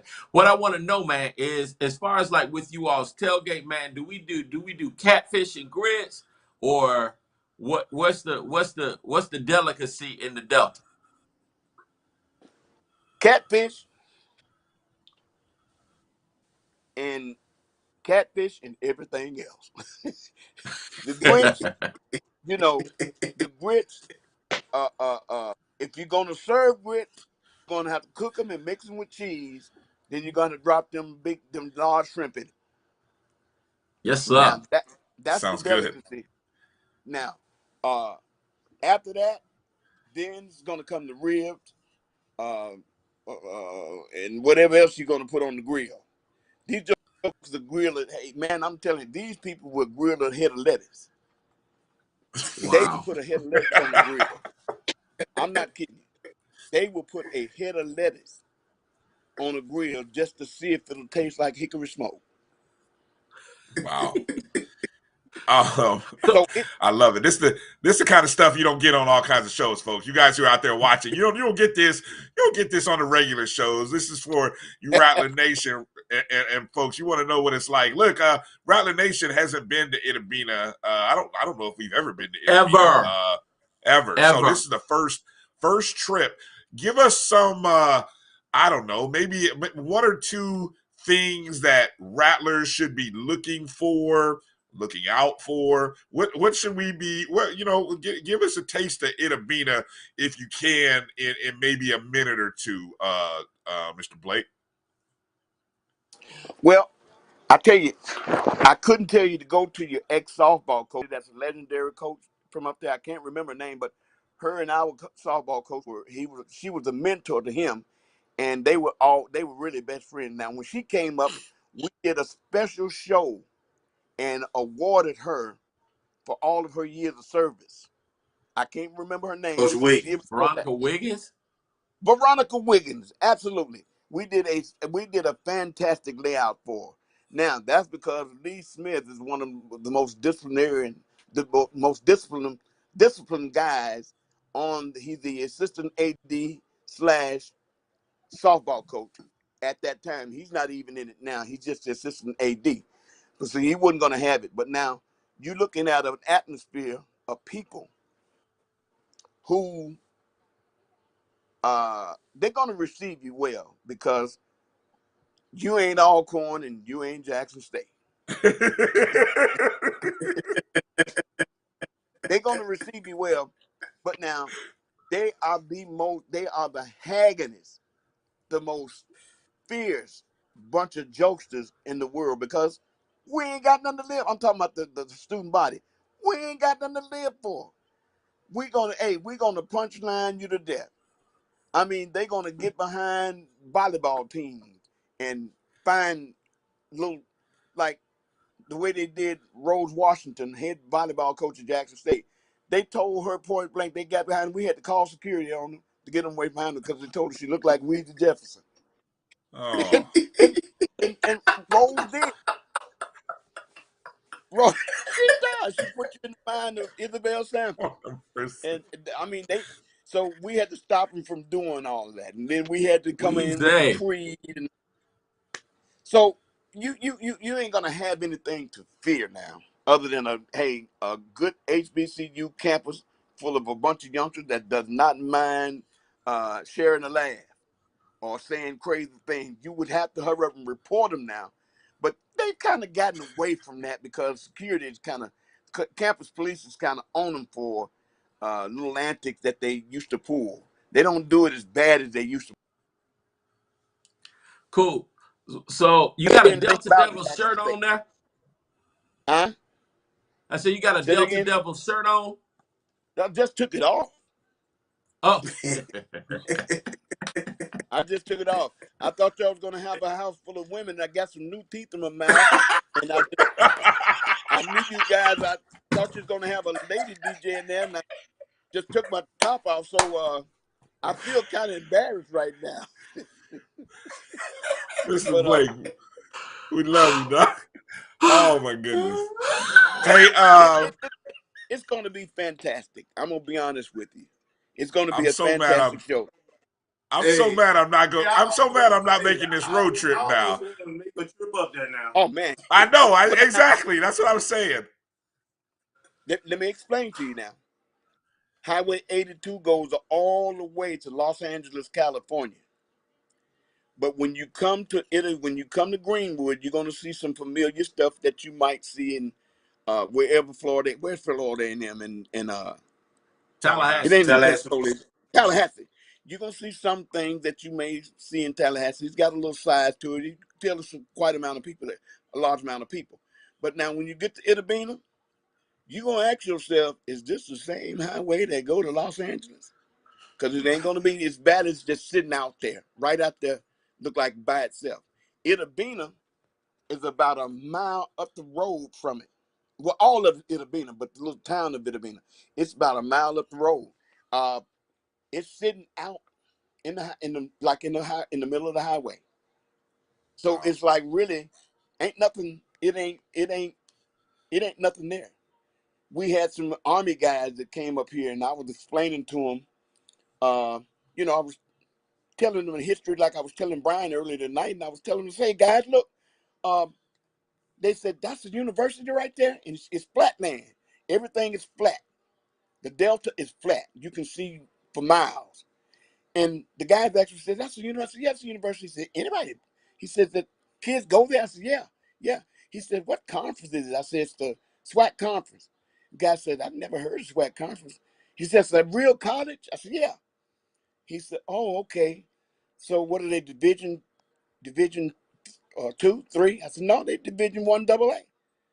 He said, then he said, "You all have had anybody to go pro?" I said, "Yeah." And the guy said, "Oh man, you got to be kidding. You got to name me somebody to come from that place sits out there like that. It's a beautiful campus now. Beautiful campus. I said, "Well, do you want me to start with the biggest athletes and come down to the least? Or what?" He said, "Whatever." "Oh, you had a bunch of them?" I said, "What, a few over the years?" I said, "I can start at the top." He said, "Start at the top." I said, "Deacon Jones." That man said, "Oh, hell no." I said, "Yeah, Deacon Jones went to school right there." I said, "Jerry Rice." Guy said, "Oh, you fabricating now." And the other guy said, "No, Jerry Rice came from a something called Valley." I said, "That's Mississippi Valley State University." He said, "Are you serious?" I said, "I've seen Steve McNair pick them apart over there. On that football field right over there. You see everything." And the guy said, "Are you serious?" I said, "So," I said, "Have you ever heard of Alfonso Ford?" And one guy did. He said, "Yeah, he's everything in my country where I came from in Spain." He said, "Man, he's Michael Jordan over there." I said, "Well, that's where he plays collegiate ball right there." Man, these guys went to taking pictures like Dickens then, boy. You gotta be kidding me. And then somebody gave him a Hall of Fame pamphlet, and they went through and saw all those names that I was telling them about. They could not believe it. They won. Man, I said, you remember Vincent Brown? Guy said, yeah, I know Vincent Brown. He was the leading. He was at one time was the highest paid linebacker for the Patriots, and so on, so on, so on. I said, Vincent played with Jerry. Not right there. I said, right there. Oh man, their throat was swollen. They couldn't stand it. They were out of it. So, you know, when you come here, I wish you could make the trip, but when you come here, you're gonna find that it's a remote scene. You know, of course, now the tallest thing is gonna be the administration building, and the next tallest thing is gonna be the cars and trucks, and that's gonna be about it. Sheldon All Hall right. was once upon a time. Sheldon Hall was once upon a time the defensive coordinator at Valley, Okay. and I he remember that. had quite a few people. Okay.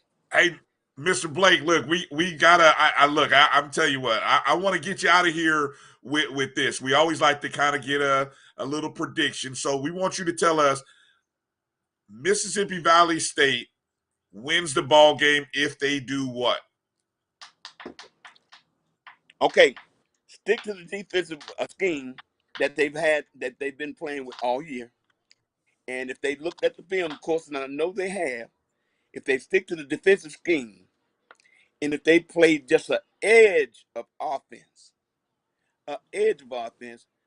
then I can give you a predicted score of maybe 17-14.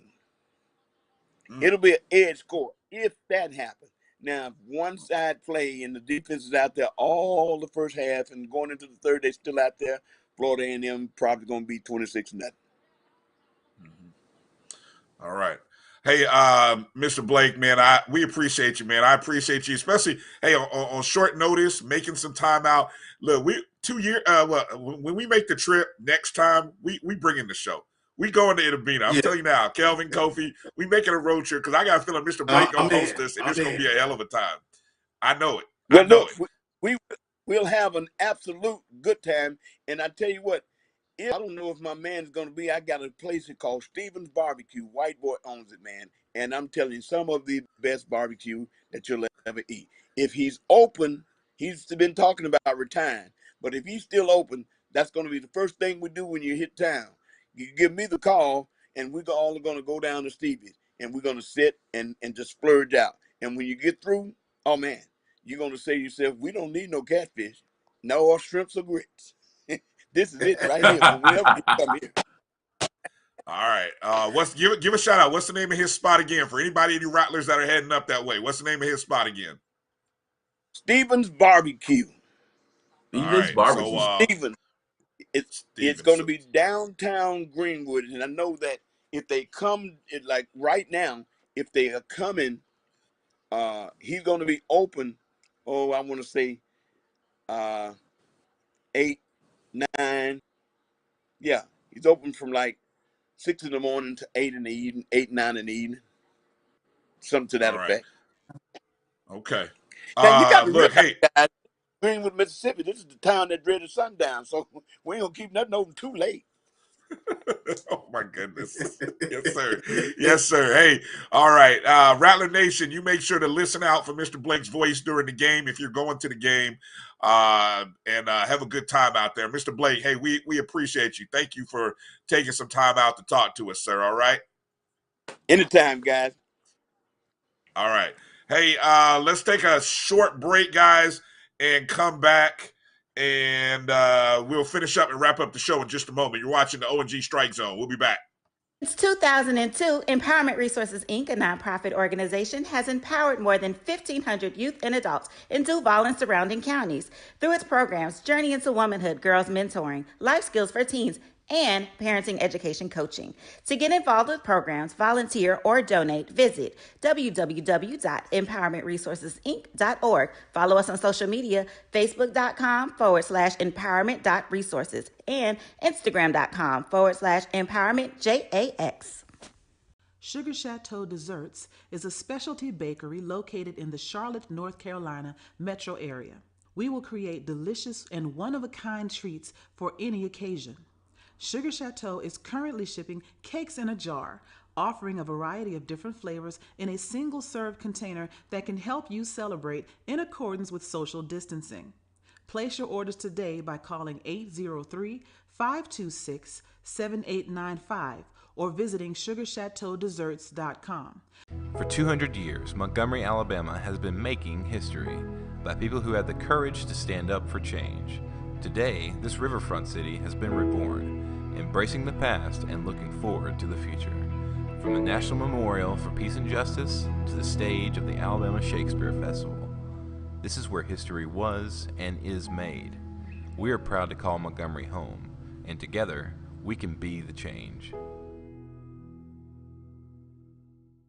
Are you hungry for authentic Caribbean food like jerk chicken, oxtail, red snapper, shrimp, tofu, and rasta pasta? Well, find your way over to Mango's Caribbean Restaurant, 180 Auburn Avenue, right next to Royal Peacock in downtown Atlanta. Them belly full, but we hungry. Mango's Caribbean Restaurant, open daily from 11 a.m. to 10 p.m. And on Friday and Saturday, we're open till 4 a.m. Come to Mango's and put some spice in your life. Oh, we've got a good thing going. Mango's Caribbean Restaurant, 180 Auburn Avenue, right next to Royal Peacock in downtown Atlanta. For more info or directions, call 404-698-3992 or log on to mangoscaribbeanrestaurant.com. For instant coupons, text MANGOS to 313131. Tell your mama hungry, papa hungry, brother hungry. Mango's Caribbean Restaurant, authentic Caribbean cuisines. Open up the door.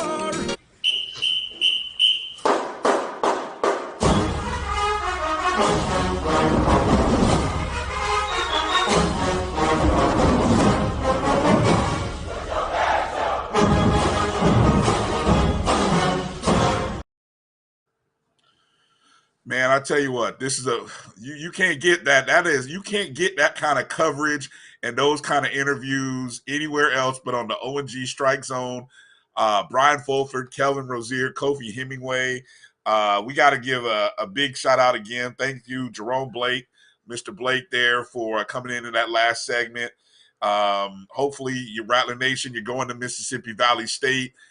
Just go back and play. Anybody that you know that's going to the game, you just go back and play that segment and let them know you need to find out about what's going on in Greenwood, Mississippi or Itabena. This is the segment you need to watch. So you make sure to go and share that with somebody if you guys would. I also got to thank Coach Houston and Coach Shouppe for joining us a little bit earlier in the show. So game number 7 for the Rattlers. On the road, Mississippi Valley State, FAMU 4-2. Mississippi Valley State is 2-4. As Mr. Blake said, that game against Alcorn State, they lost 24-12, but it was 17-12 with about 2 or 3 minutes to go.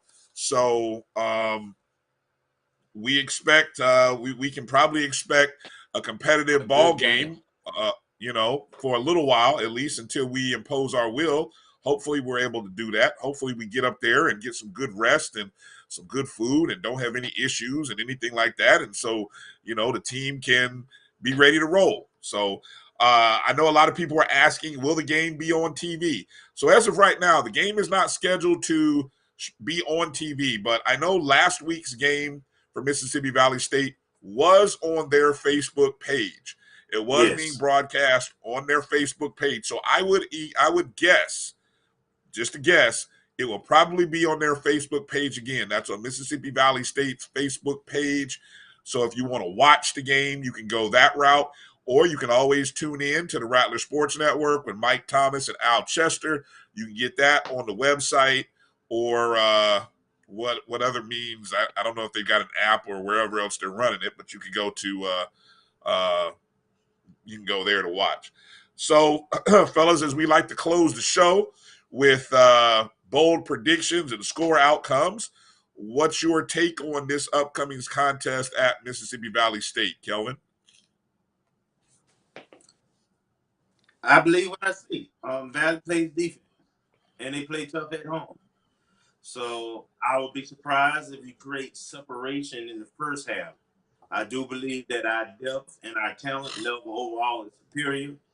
I also believe that McKay is that guy now, right? I think he's comfortable. He has the coach's confidence. He has confidence, and he has the team's confidence. And I think that's going to add a different element to our offense. And so I do think we will pull away. Our defense will dominate. They won't be able to match this defense for the whole game. And so I'm going with a score of about 40 to 7. Ooh. Wow, 40 to 7. Okay. Kofi?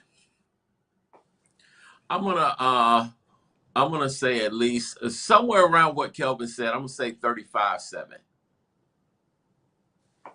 Because we're gonna get over 30. How about that? I don't know. The last time I walked down that road with you guys, we ended up with a close game. Alcorn only scored 28 points. So 24 points. And so they've got a pretty good pass defense. So this is going to be a really, really, really good gauge as to where our offense really is, because Valley does play a pretty decent defense. So, but I'm counting on our defense to get back to doing what they were doing prior to the Alabama A&M game. Here's the last 3 weeks for Valley. Gave up 24 points in a loss to Alcorn. Gave up 14 points in a win against Bethune-Cookman. Gave up 16 points in a win against North Carolina Central. The week before that, they lost to Southern 38-25. So if you want to say the last team to score 30 on them, you got to go back 4 weeks, you know. I think somewhere around this last 3 weeks is the real Mississippi Valley State. I think we win. I don't think we score 30. So I'm going to go, and I don't think Valley can score on us. So I'm going to go something like 27-6. I'm going to go 27-6. I think they'll give us some fits. I don't think it'll be as easy as you guys seem to think, but we'll take the win, and I think we'll get a good defensive showing. And I think low point. So I would play the under. If it's somewhere in the 40s, I'd play the under. I don't know what it'll be, but that's just my take. Still shading, still looking at winning my soda bets from you two. I'm in good shape. I know that much. I'm feeling confident. But anyway, that's going to do it for this show. Any final thoughts? Anything you guys want to add before we break out of here? When is he coming back on again? Man, I don't know. We might need to make a special segment. They play Jackson State next week, so I don't know. Somehow we may have to fit him in. I may have to get him on one of my other shows or one of our other shows on the network, just because that is broadcast gold right there. You can't get that. You can't make that stuff. Amen. Up. Yes. Yeah. So yeah, and it's funny, Valley is in this stretch where they are playing 4 home games in 5 weeks, where they've got Alcorn, FAMU, Jackson State. They travel to Alabama A&M, and then they host Alabama State. So they're right here in the middle of this homestand, which, I mean, look, we don't want to get caught. Look, we can't get caught looking ahead to Grambling next week. We can't get caught thinking about homecoming, because we better take care of the business in front of us, which is Mississippi Valley State. So I hope the travel from Alabama to Tallahassee, then back out to Mississippi, I hope the travel doesn't affect us. So that's one of the things I'll kind of be interested to see. So if we start off slow, I'm not going to be shocked to see us start slow because of all this travel. That's just my take. So that's going to do it for this show. Hey, again, want to remind you, if you want to leave us a voicemail regarding let us know what you thought of the Alabama A&M game. Let us know what you thought about the interviews, or if you're going out to Mississippi Valley State, let us know when you're there, when you're coming back home. Put this number in, 678-459-4236. That's the O&G Strike Zone. We'll call it the I don't know. We'll have to come up with a name for it. The O&G Hotline, or something like that. So that's how you can reach us, and then we'll kind of play back some of the comments on next week's show. Of course, you can always reach us on via email, ongstrikezone@gmail.com. Make sure you're following us on Facebook, Twitter, and Instagram at ONG Strike Zone. Go download the Jericho Broadcast Network's app, please. That's where you'll always be updated with our shows when they go live. Go to your Google or Apple Play Store. Search MyJBN, MyBCSN. If you're watching us on YouTube, thank you to everybody who's been in the chats. Make sure to subscribe to our YouTube channel. Give us a thumbs up on the show, and then share the broadcast. It'll replay throughout the course of the week. We'll drop it on the Pod Zone, BCSN Pod Zone, so you should have it tomorrow morning. That's going to do it for this show, Rattler Nation. For Kelvin Rozier, Kofi Hemingway, I'm Brian Fulford. Thanks to our producer, Roy Evans, in the background.